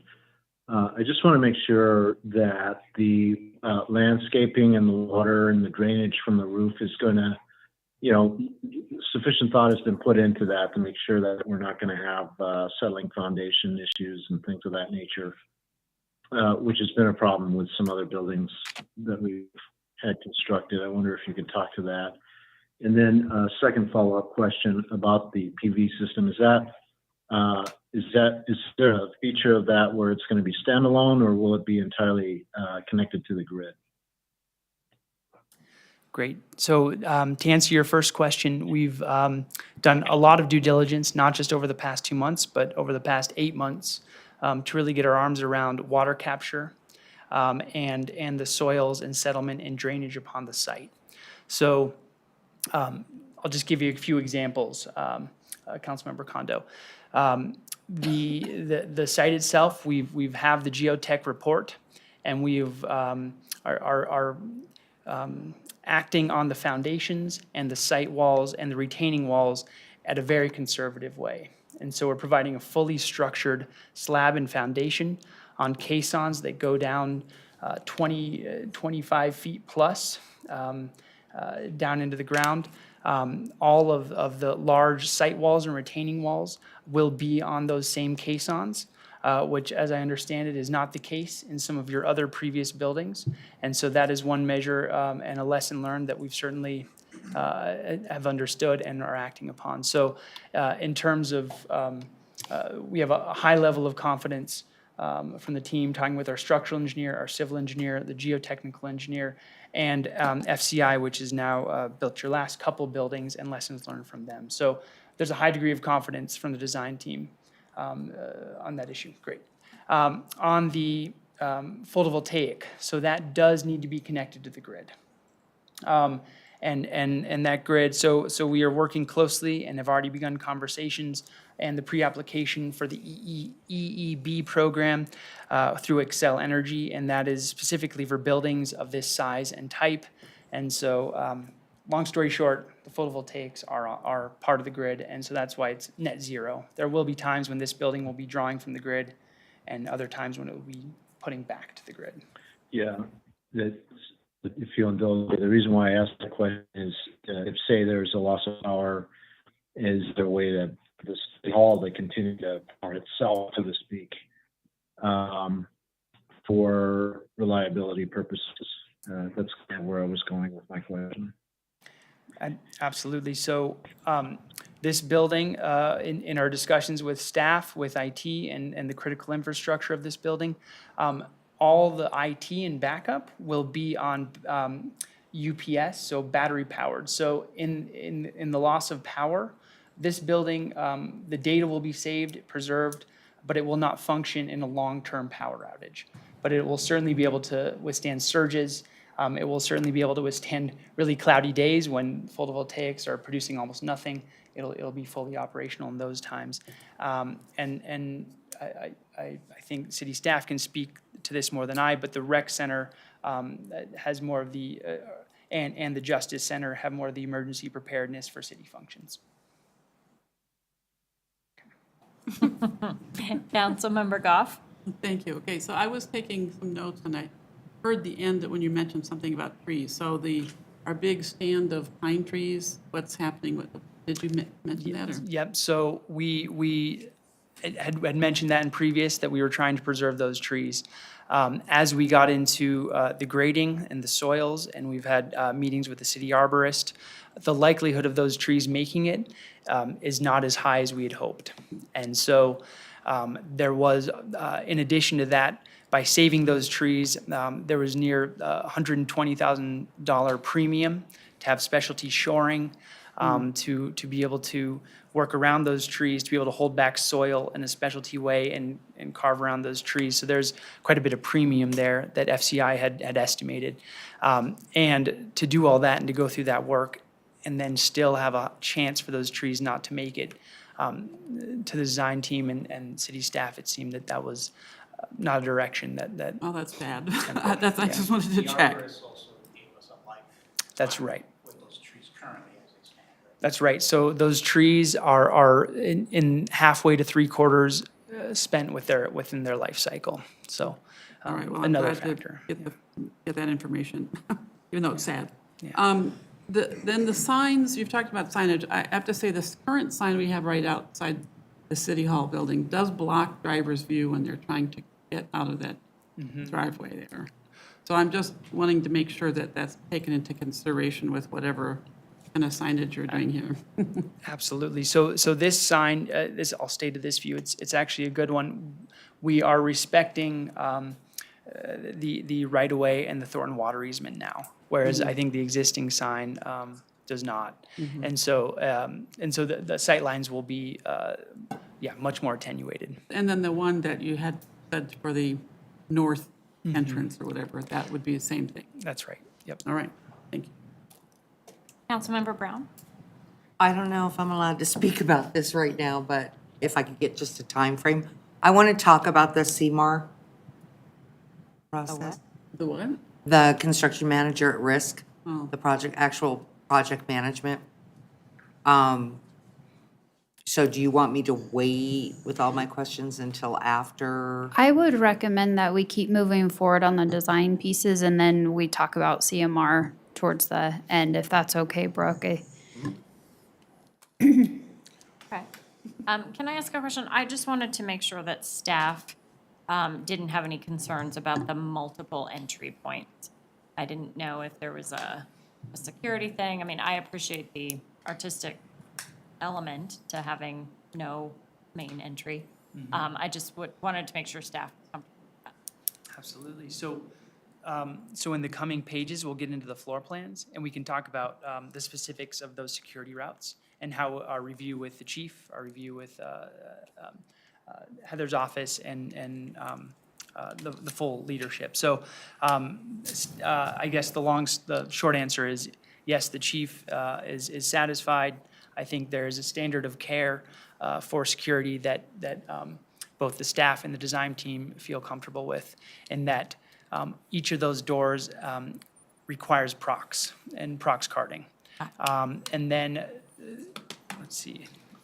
There we go. So to be clear, the A and B are really the only two primary public entry points now.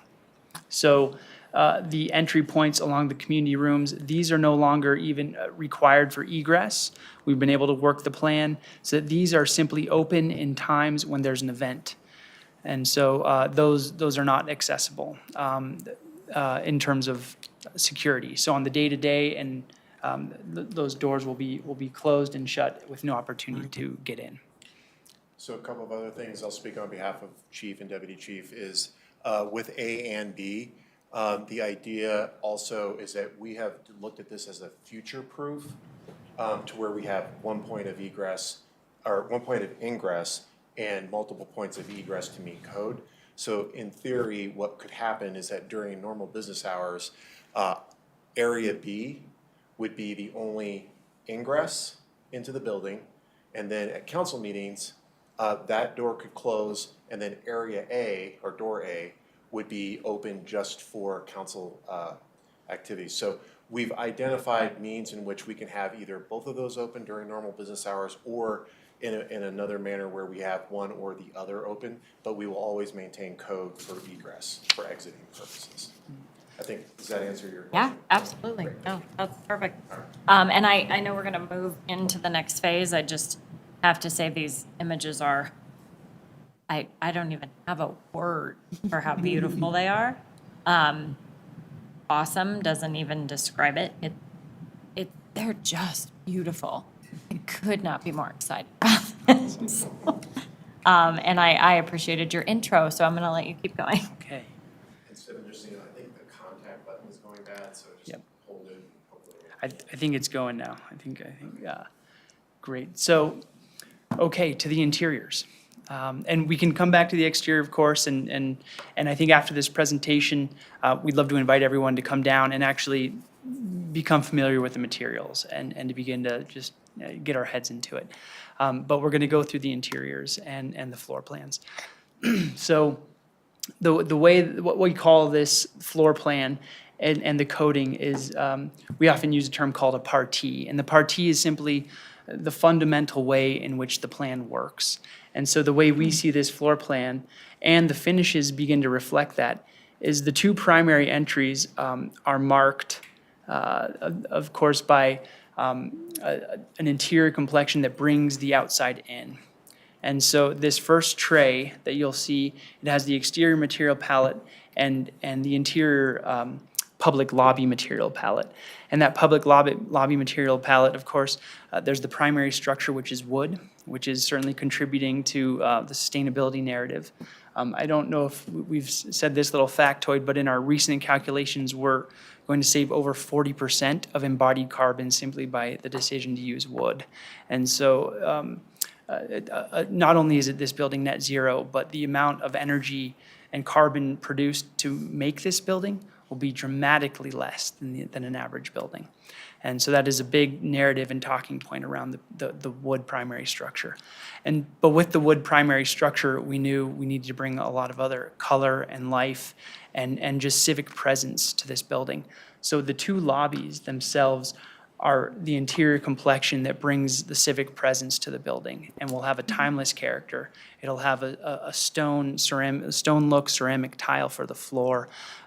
It'll have, well, you'll see in the interiors. But I guess if you rethink in your mind A and B, it is the timeless civic presence. It has the two-story double height lobby, and then the real pop and wow is in the art that is going to come along. And so really the building and the structure and the wood becomes the backdrop for this incredible piece of art, which I know you all and the Artist Design Committee is working towards. So then going to the council chambers, the green area is the security vestibule to the council chambers. And that's highlighted because we've I guess to back up, we've taken your logo, but we've begun to deploy materials in a very subtle way. So instead of having your logo and all the colors together that it's North Glen, it's you like right in the face with North Glen, we've taken all the colors and we've put them in very select and separate areas around the building. So then one, it helps to activate wayfinding, and it also takes these colors, which are very primary colors, and puts their best use to the best space. So for example, and we'll see this in the interior renderings, but the security vestibule is wrapped in green. And so there's a green felt plank product, a green tone striated carpet, and it's almost the experience of walking into through this thickened forest into the council chambers, which then once you're into the council chambers, the high volume space and the large seating area and the dais presents itself. So that's the security vestibule actually becomes more than just a security vestibule. Then on the day-to-day, the transaction lobby, we see that, again, the scale drops. The large double height space of the lobby area of A comes down in scale, and we have a dropped ceiling. And we've wrapped that space with acoustic paneling and felt, which you'll see, and a ceiling and a blue carpet that really brings the noise quality down. So when you're at a transaction space, you're no longer in this live acoustic space, you're in this really intimate space, and that's where you can have the transaction with staff. We've also developed the hardened line around all these transaction areas, so those transaction windows are fully secure, so every staff member within this building has the same security protocols for them. So that's the general picture of level one. The community rooms, as we talked about on the exterior, bleed into the patios and the landscape. The clerk's office and passports reside on the western edge of the building. There's large windows where you can actually see into the clerk's office, and the daylight that comes into the clerk's office is a really wonderful space, and the transaction space for the passports. And then the finance offices, the ones that have the employees that have a public face and are required to be on level one, have been placed on the level one with access to daylight and exterior windows facing to the east. And then everything in this back of house area is simply storage server rooms, water rooms, and electrical rooms.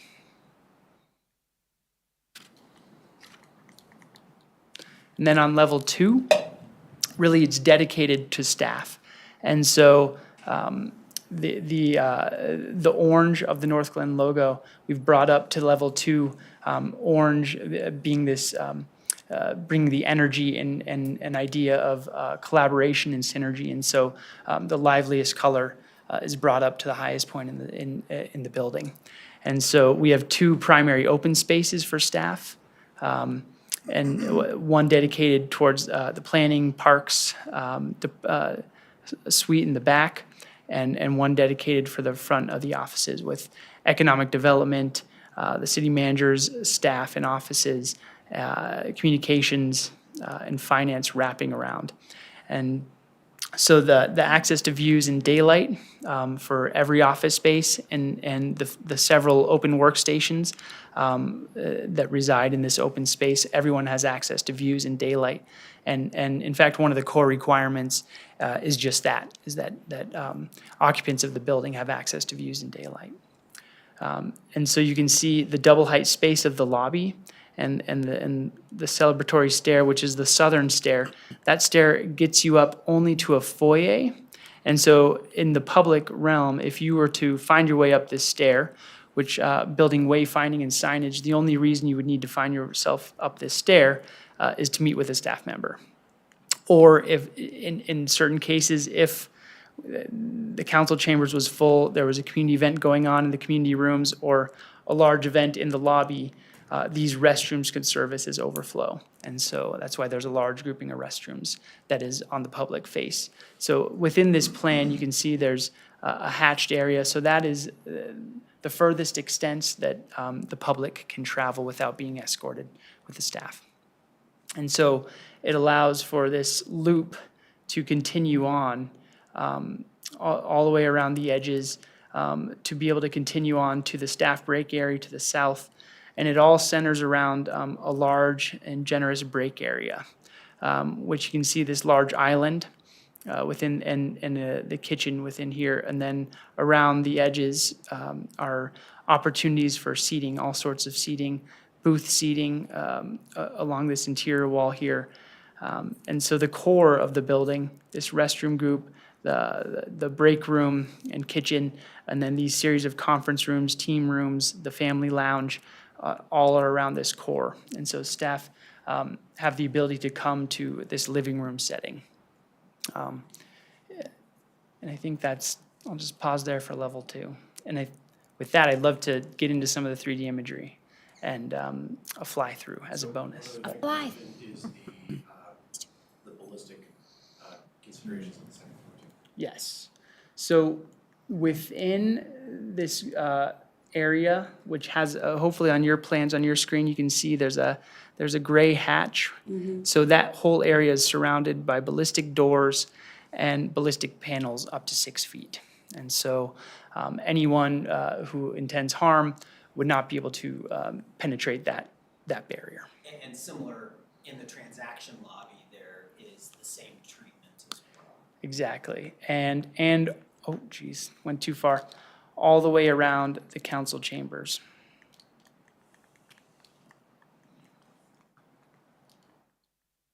You want Joanna to do it? Yeah, Joanna, could you? Yeah, that'd be great.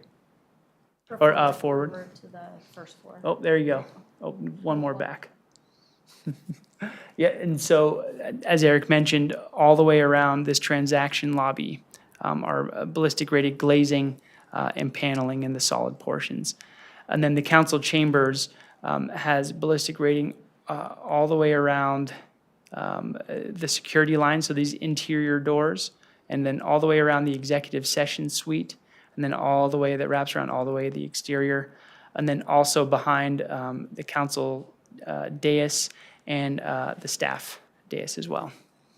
So the layers of protection are throughout.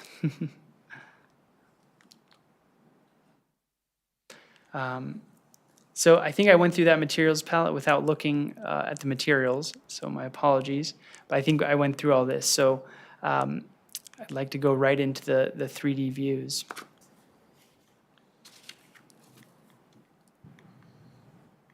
Want Let's see. Joanna to get it. Yeah.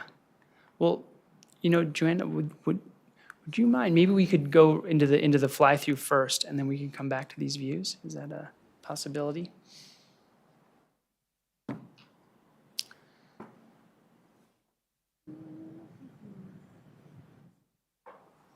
Okay. Yep, perfect. If you just hit play, then I can speak over this. So we'll start from E.B. Raines Park, and as you come around, you see the foreground of those berms. You see the community center and the community rooms and the patios that are in the foreground here as we pass the monument sign and the wayfinding into Civic Center and find ourselves into the ceremonial plaza. It's a little dark on the screen, but then we go into the building.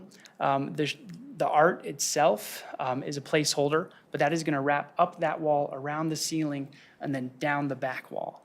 And so we've provided a canvas. We've worked with the artist, and the artist is really excited to find that as her canvas. And so the stair will be a steel stair. And then as we enter in the transaction lobby, this is the place where the scale drops, the acoustics drop. The idea of blue, as you're at this transaction space where people could potentially be having a reaction or very angry about a bill, the space and the use of blue is a calming effect. And so then as we enter back and go into the larger space, the core and city ordinances will have video screens there. We're going to rise up through the space and fly because we can. You can see the art wrapping up and over and around the other wall. Here's just an example of the office environments for staff. So the use of orange, even in a tinted glass, in a conference room and an open space dedicated to staff. There you go. You can see one of the workstations. The furnishings, of course, as I talked about, these are all placeholders for now, but a lot of the color and pops of color will come within the furnishings. And so as we drop down, some of the acoustic material in that plank we're proposing along the guardrails. Those guardrails also have ballistic ratings into them. So even though it's open to the office spaces above, people are fully protected. So there's the wrap of the green that creates this tube, this threshold and entry that enters, and as you enter the council chambers, the volume of the space rises. And a specialty wall with acoustic treatment and material and the North Glen logo back behind the dais. And as we go up the ramp that gets you to around the dais, we can see the spacing. The spacing is much more generous than what you have now. It's a spacing closer to Timnath, and we'll get into some of the sections of that views as well. But really, the showcase piece is the ceiling, the carpet. We can show you the exact council chambers materials here in a minute. This maybe just gives you the quick overview of the full experience. This space can act as overflow, and so we have another large screen for council chambers. As we go into the community rooms, there's a skyfold door which recesses into the ceiling and can divide this space into two. The ceiling itself has a similar expression to the council chambers, where we're using the wood and also other acoustic treatments embedded into the lights. The low ceiling area also provides another layer of acoustics to the smaller of the community rooms. And then finally, we come out into the grand lobby one more time to see the art piece cascading up and overhead and towards the exit. And so that gives you the sense of the space, I hope. And we can go back to the still images, or we can travel through this video and talk to any of those. But I think with that, I'd love to open it up to discussion. I'd love to invite you all down and show you we have the material palettes divided by space and room. And the floor is yours for questions. So.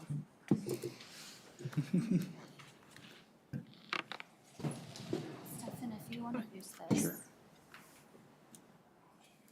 There you go. Nope. Just waiting. Just politely waiting.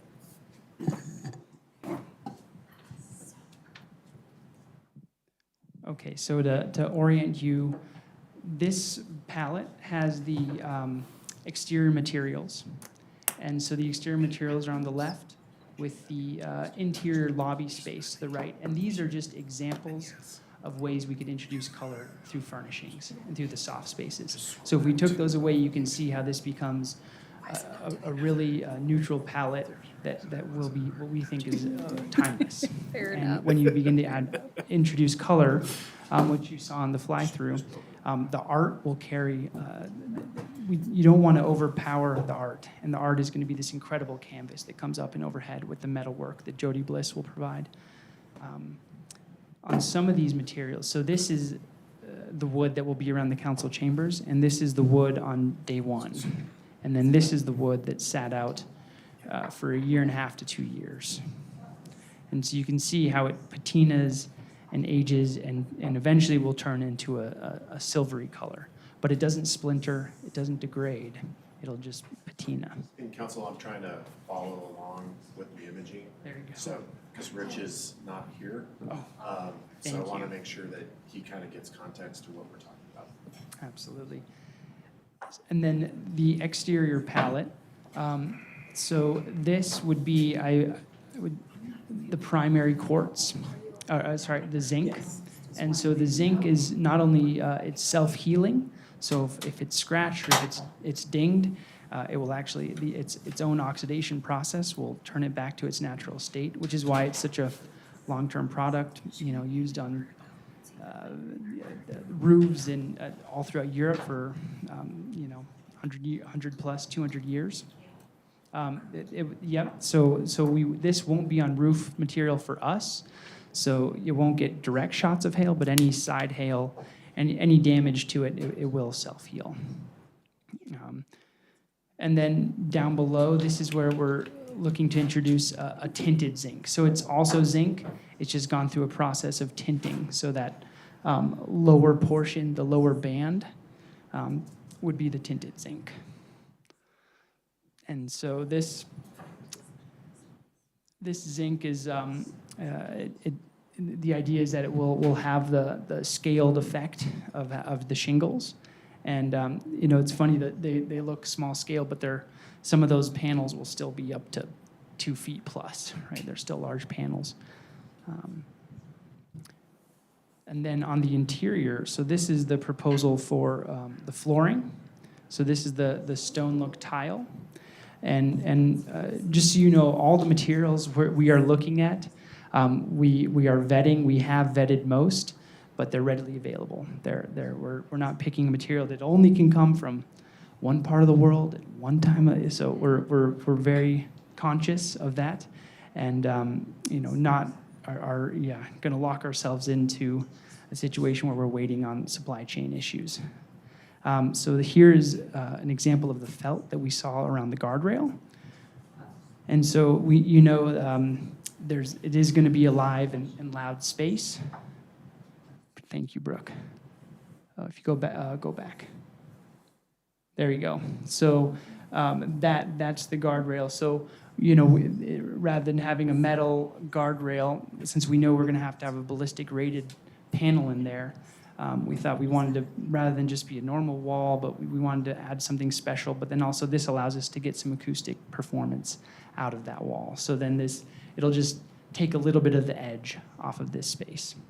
It's still a high volume space. There's still a lot of hard materials, so there will be some echo, but that will help with a lot of the acoustics. Let's see, this material here is what we're proposing for the foldable partition, the one in the community rooms that comes down. And so there's a number, so there's sort of this reference to strands or nature within that folding partition, all within this neutral palette. No, we don't have a community room. Oh, there you go, it is. yep, go There. back. Yep. So you can see in the back there, that's where the bulkhead and the ceiling comes down, that's where the partition folds from the ceiling. So that also saves you space from an accordion partition that normally goes sideways. And then you see those big stacked panels in the side of the room. It'll just recess into the ceiling and go away. So let's see. The transaction lobby is next. Yeah, feel free to pick any of this up. So this is, we are going to have glass, and we are proposing that Some of the walls will be a white or an off-white. And then a lot of there will be things, there'll be devices, there'll be sprinkler pipe, there'll be things that are just white. And so rather than painting all of your fixtures or little bits of metal that are around buildings black, a white palette for those pairs really well in our thought with the wood, to allow the wood to be a little more celebrated. Stefan, why don't we talk about lighting a little bit and the idea with the panels and how that integrates? Absolutely. So you can see that felt material in those two blues. So those are actually come in these baffles. And those baffles, there's a product that you integrate the light into those baffles. And so those lights are doing double duty. They're providing an acoustic performance in this space to really bring down the scale, bring down the acoustic volume, but then also allow lighting to occur just within those. So you don't have lighting fixtures all over this space. The felt baffles, the ceiling does it for you. And so there's, hopefully it's not an inexpensive product, but there's an economy when those two things start to come together. Do we have it on top and bottom? Exactly. And so the ones that you can see the light facing down will light the space. And then the glue lamb and wood structure above will glow from within. And we're even playing with, if it's possible, we'll have to work with the wood manufacturer, but the wood itself above could have a blue stain. And so that blue is carried through and carried up, and it becomes this patina that you see through. And so the wood structure is present and it's there, but it's not the star of the show in this case.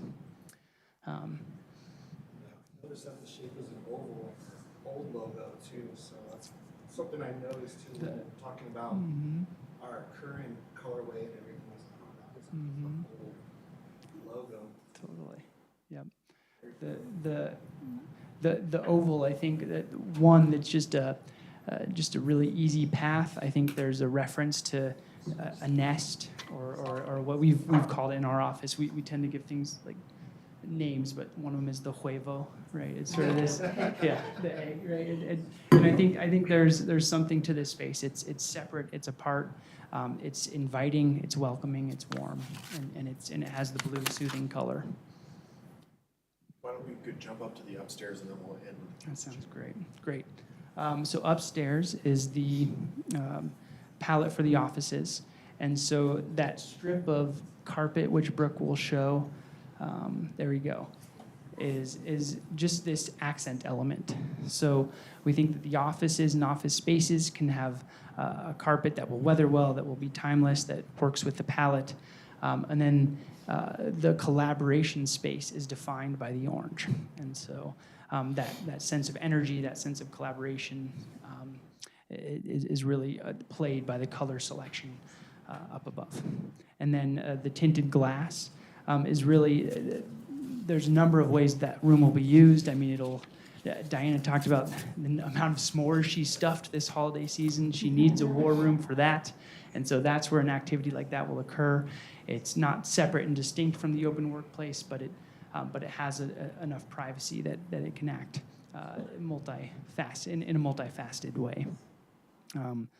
These are just some of the materials we have for the baffles that are in the ceiling. You can't see it as well in this view, but there's baffles that will match the wood tones as well. And then we'll need a durable material for restrooms and for a vinyl that will be needed for break rooms and other places where you have wet area. So, and then the council chambers. So this is where we can take a little bit of a deeper dive, and we certainly want everyone's feedback as the number of hours you all have spent behind this dais. We have, so we'll start in the security vestibule. But this would be as you enter the main entry and you take your immediate right, you find yourself in this portal, and the wall material itself could be within this shade of green rather, and the plank effect sort of has this reference to forest, reference to nature, and so the splash of color is this really focused, isolated movement that you're just walking through this thickened portal. And so your experience of in the security room is also one that is the most direct reference to nature, has the most calming effect. And what you can see on the wall there is we know there are items, we know there are things that are photographs, documents that are near and dear to North Glen and the history of North Glen. So integrating that in a really, in a really intentional way, right? And in a way that fits within the building and is not just put on any wall, it's on a wall that has significance and that can be detailed to a fine degree. So it all ties together. And we probably need to paint that thing blue to match what you have out there. But the next one to tackle, the furniture meeting, the FF&E is later. So this is the view as you come around. You can see the entry and the security room to the left. There are two large screens and what we're calling video walls, because there's only a certain size LED screen that you can get. But we're trying to reserve room in the budget. It's still to be determined, the AV package, but the idea is that those two screens can be as large as possible, while the screens on the dais, which will also be part of furniture selection, will be tiltable. Because I think one of the things, as you sit and you're elevated in a dais, and I know if you all have had the experience where you want to look down at your materials that I just set up for you and you're behind the computer, and so I think the ability for you all to just have a little more control over how that screen, whether that, for us really tall people or some of the short people, just fits everyone, and that screen can go where it needs to go for you on the dais, will be really important. The ceiling is really the showcase piece. The primary structure are the large beams that are running back and forth, but then again, we're trying to utilize where's the ones that match there you go. These ones match the wood tones. And so this is actually what you're seeing in those light strips are more of those acoustic baffles that have lights integrated facing down, and the other ones are facing up. So then the ceiling will have this glow to it. And so the ceiling itself will both have the acoustic properties it needs to have, and it will light the space in this really wonderful, gentle light. This sort of halo effect. The materials along the back wall, will be a unique. There we go. Will be a unique. Eric's got it. I've got it. It's amazing. We're multitasking. Yeah, thank you. So you having the experience of sitting on the dais, the ceiling and the acoustics that sit just above you along the edge perimeter. Are really critical to bring the noise down into the space and where you all are, so there's not these noise caverns that happen in a circular space. We're working with our acoustician to be able to make sure those noise hotspots don't affect you, and the circular space can really be about views in all directions, can really open up the curve of the dais. So the curve of the dais is hitting that. In the plan we could show you, but we've done a lot of sightline studies to make sure the curve of the dais so you all can see one another, so you all can see the staff. It's a little flatter than this, but not too much. Let's see. The flooring within here is this pattern. As you expand that across the entire room, it turns into this abstract pattern.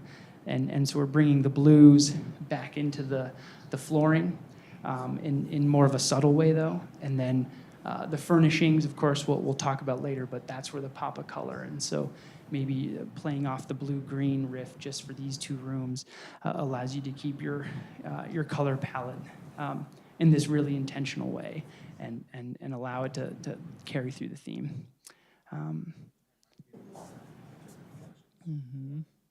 Absolutely. It's we'll have to get a few more samples because when you put them together, it really creates this feel that's, water's a really good one. It reminds me sometimes of like scattered seeds or like a dandelion being blown. Or there's just a really dynamic nature to that. Here's the view from the dais, and due to the scale of the room, this dais is about 60% bigger than this room. So it's much larger than this room. It can handle far more people. And so, you know, working, I think, we'll reserve that, but getting the right screens and the right AV in the room is certainly part of our future meetings. But the first step of that is getting the dais itself figured out. So, Brooke, if you could go to the next one. Can you just quickly mention the window and what the?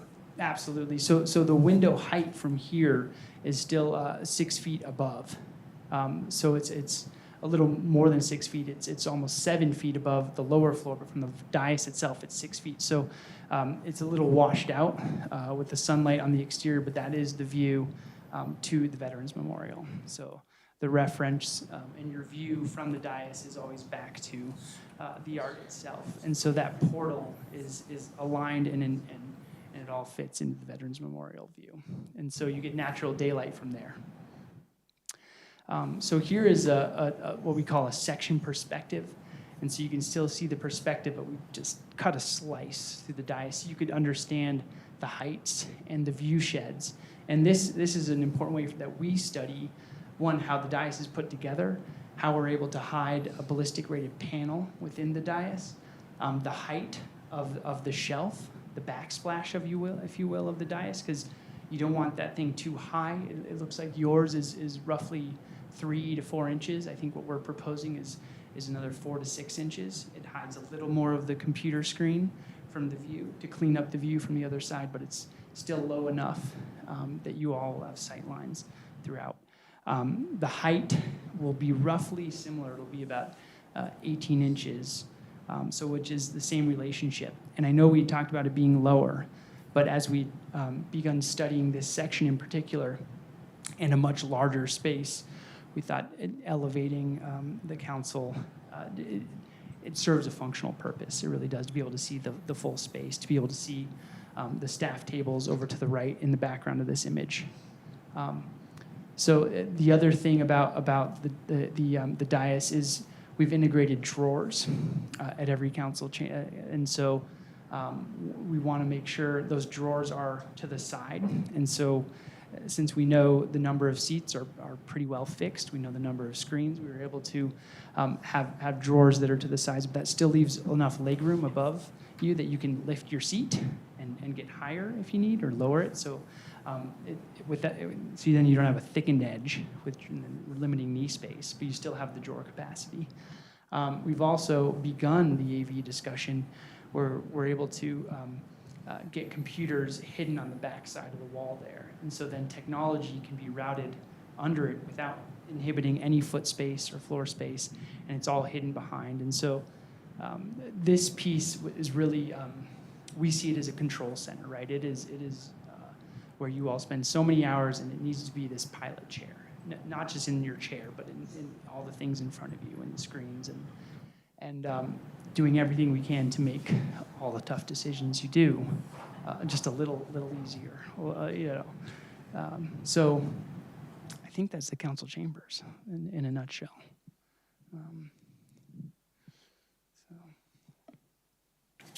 Did we overwhelm you enough? Thoughts?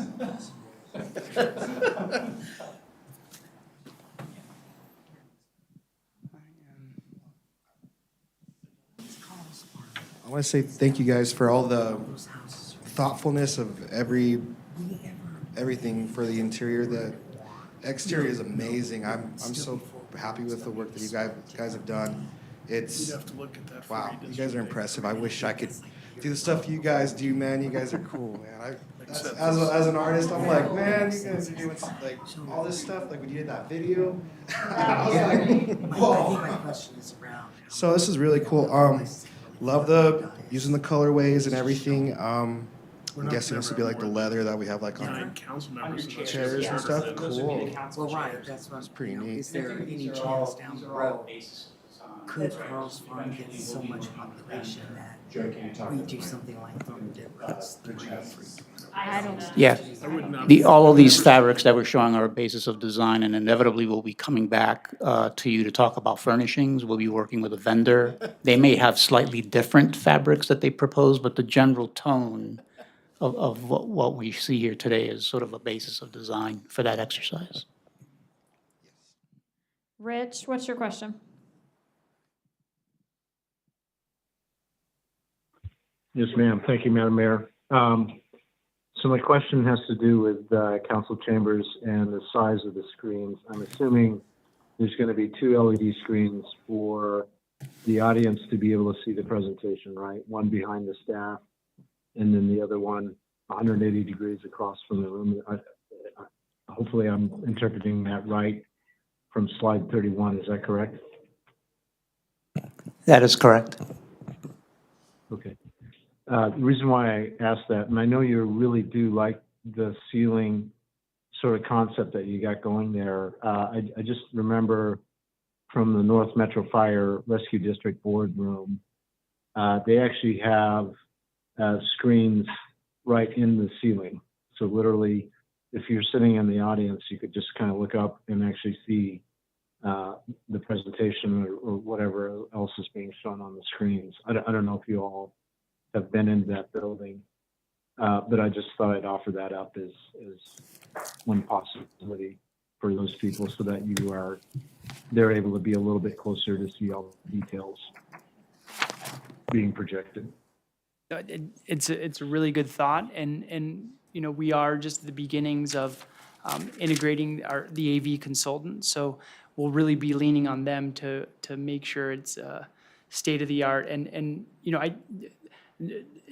all those suggestions, Rich, I think are good ones, and we've seen a lot of rooms where it's a number of small screens because that's the depending on how the audiences sit, right, and so. I think what we'll do when we come back to you is I think we'll have a bit more of more time with our AV consultant to really think through exactly how the screens work. Right, and It's a I'll actually great be at the comment. next board meeting, so I'll take a photo of that and, you know, just tell me where I need to send it. Just send it to me, Rich. Okay, got it. Thank you, Heather.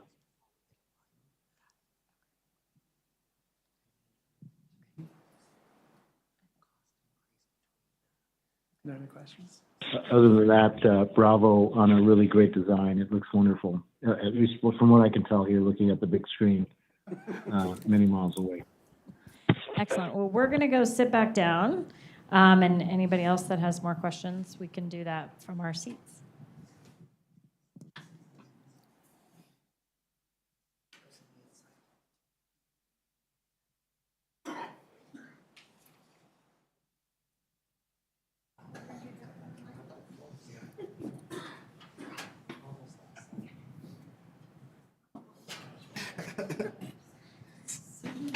Yeah, that's. It hurts if I step normally. Yeah. That was, yeah, you can if you want. So staff, I know that Councilmember Brown had some questions. Can you summarize everything you told her so that we all have the same? Jason, it was on the, can I? Well, he can, I mean, Yeah, the questions regarding the exterior of the building, you know, the use of the wood. And to be clear, the wood is going to patina over time, right? It's treated so that it doesn't deteriorate. But like all of us, it will patina. And I think the analogy is, you know, if you ever explore the agrarian landscapes of our wonderful Rocky Mountain region, you usually see the farmhouses that, you know, once upon a time were, you know, painted siding, and eventually over time, all that goes away, and the wood basically patinas into this kind of silver gray. And so then the question becomes, well, does that mean that the wood is going to look like the metal that we're proposing? And the answer is no, because the wood will remain as a matte material versus the metal, which has a very dynamic complexion based on how the light hits it. So, there'll always be a contrast between the two, but the wood is going to patina, and that is the strength of using that product, is that the patina actually makes, it's kind of like a rusted steel. It's a similar analogy, right? So, what else did we talk about? We talked about if there was a price variance between doing the wood facade on just the city council versus, everything being of the same material? And Yeah. how, what that variance looked like? Yeah, and so the wood product actually is slightly more expensive than the zinc material. Now, back at schematic design, when we were using both of these materials, we actually had an even split between the two materials being used, and we deliberately, as we continued to refine the design, decided to deploy more zinc and focus the wood on the city council. So, as a way of really to help express that part of the building and also to help us with managing the budget for the project. So we were comfortable in making that move. So great. Great. So for everyone's reference, because patina is a new word for me. But the green film sounded weird, but I like this part. A surface appearance of something grown beautiful, especially with age or use. So when he says we're all going to patina, I was like, that is lovely. I'm going to start using that word. Thank you. Any other questions or comments? Rich, I see your hands up again. Do you want to add? Yeah, one other for the design team. I'm familiar as zinc as anode for rust. And I'm assuming that this zinc material will hold up quite well, whether it's acid rain or other sort of weather assault. If you could kind of talk to that point, I'd appreciate it. And absolutely, that's a good question, Rich. So zinc is very much a robust material that will hold up in our environmental conditions. And the zinc itself, it's not going to be sitting on the ground. So and most of the time, it's going to have landscape and rock around it. So you're going to have very few salts around it. But it is quite stable, and it's quite stable with a lot of elements and materials around it. And the proof is in the zinc roofs that have been in Paris for centuries and other materials. So, yeah, it's a robust one. Robust, another good word. All the vocabulary tonight. I love it. The wayfinding was another good one. It's like so good. This is beautiful. I mean, I know we're all just kind of standing in awe of all of the spaces and the use of color. And I can say I really appreciate not putting all of the colors together. I think, we love our logo, but all of it together all over the place would be a lot. This is just well organized and beautiful. I cannot wait. And Jay and Catherine and I have been working on the art design, whatever that committee is, and that is also super exciting. And so to see the space and know what's coming, this is really cool. So I'm assuming staff is happy, but this is so incredible. Anyone else want to weigh in? Got any thoughts? Thumbs up from Nick or Ann? Absolutely gorgeous. Yeah, that's breath. So excited. Great. Yeah, what do you got? So I'm assuming that is consensus from council to go ahead and finish complete design development phase based on what you've seen today. Great. Well, we're really happy to have these guys move forward. Like I said, we will be back before you next month to wrap up design development. And with that, I will answer any questions you might have. Otherwise, Eric, do you want to touch on Becky's question, Councilmember Brown's question, about the CMAR process? sure. I talked to Jason just a little bit about it. When we did the rec center and when we did the Justice Center, there was just one contract that came before us, right? We agreed to the price with the CMAR, but in this particular case, it looks like we're gonna do it off of an initial, you guys are using a lot of ones. Guaranteed maximum Thank you, price. you're using a whole bunch of different ones on me this time. And we're gonna bring them forward as final guaranteed maximum prices, but we're gonna bring it forward in phases. What worries me about that is the and for whatever reason we have to do it, I trust you totally. What worries me is inflation, you know what I mean? And breaking it up into three final GMPs that are coming, come on, Brooke. May, June, you know, when Jason and I were just talking, well, we're February, March, April, May, June. He feels, and if I'm misquoting you, Jason, please excuse me, that as we've gotten into this timeline of inflation and prices going up as much as they are, that he has a better feel for it. But I worry that we're gonna blow our budget out at some Let point. me start by saying the budget that was presented to you on November 7th did take into account inflationary costs up to June. So inflationary costs have been added into that budget. So with that being said, the reason this is being broken out into the way this contract is gonna work is an IGMP is gonna set the estimated price for the entire project, and the FGMPs have to come in underneath that contractually.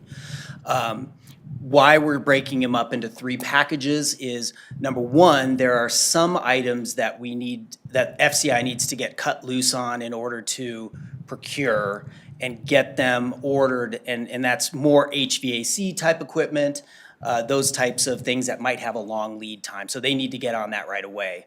We're also gonna break this one out similar to how we did the rec center to a site GMP, FGMP, so that's a final guaranteed maximum price, and then a building, so vertical construction, which will be the final. So we are gonna break it up into 3, and we believe that to be the most actually cost-effective way to handle this project, to begin to move dirt, so we could get that approved, and then we'll begin construction once all the construction drawings are done. So we believe that to be the best way, but we did take into account inflation up through June, up to that point. So that's why the schedule is super important, and why, you know, these touch points, you know, we're hoping to get consensus from you so they can keep on schedule and we can hit that June date. I just want to piggyback a little bit on it. Part of the reason for breaking this out is to be strategic and manage it against risk and price.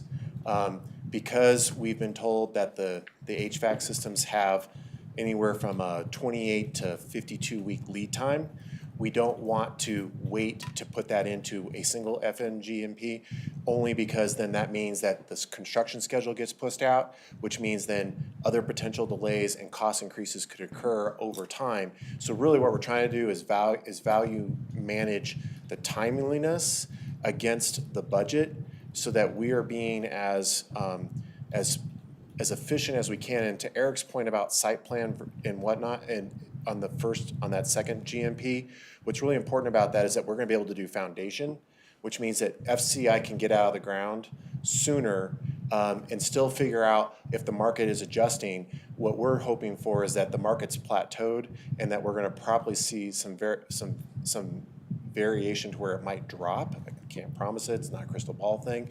But more importantly is that we're giving ourselves the greatest amount of flexibility possible here. Okay. Thank you very much. Any other final thoughts? Okay. Well, I think we're done for the evening. Going to adjourn the meeting, but again, thank you. So exciting. Thank you. That we are adjourned. Thank you.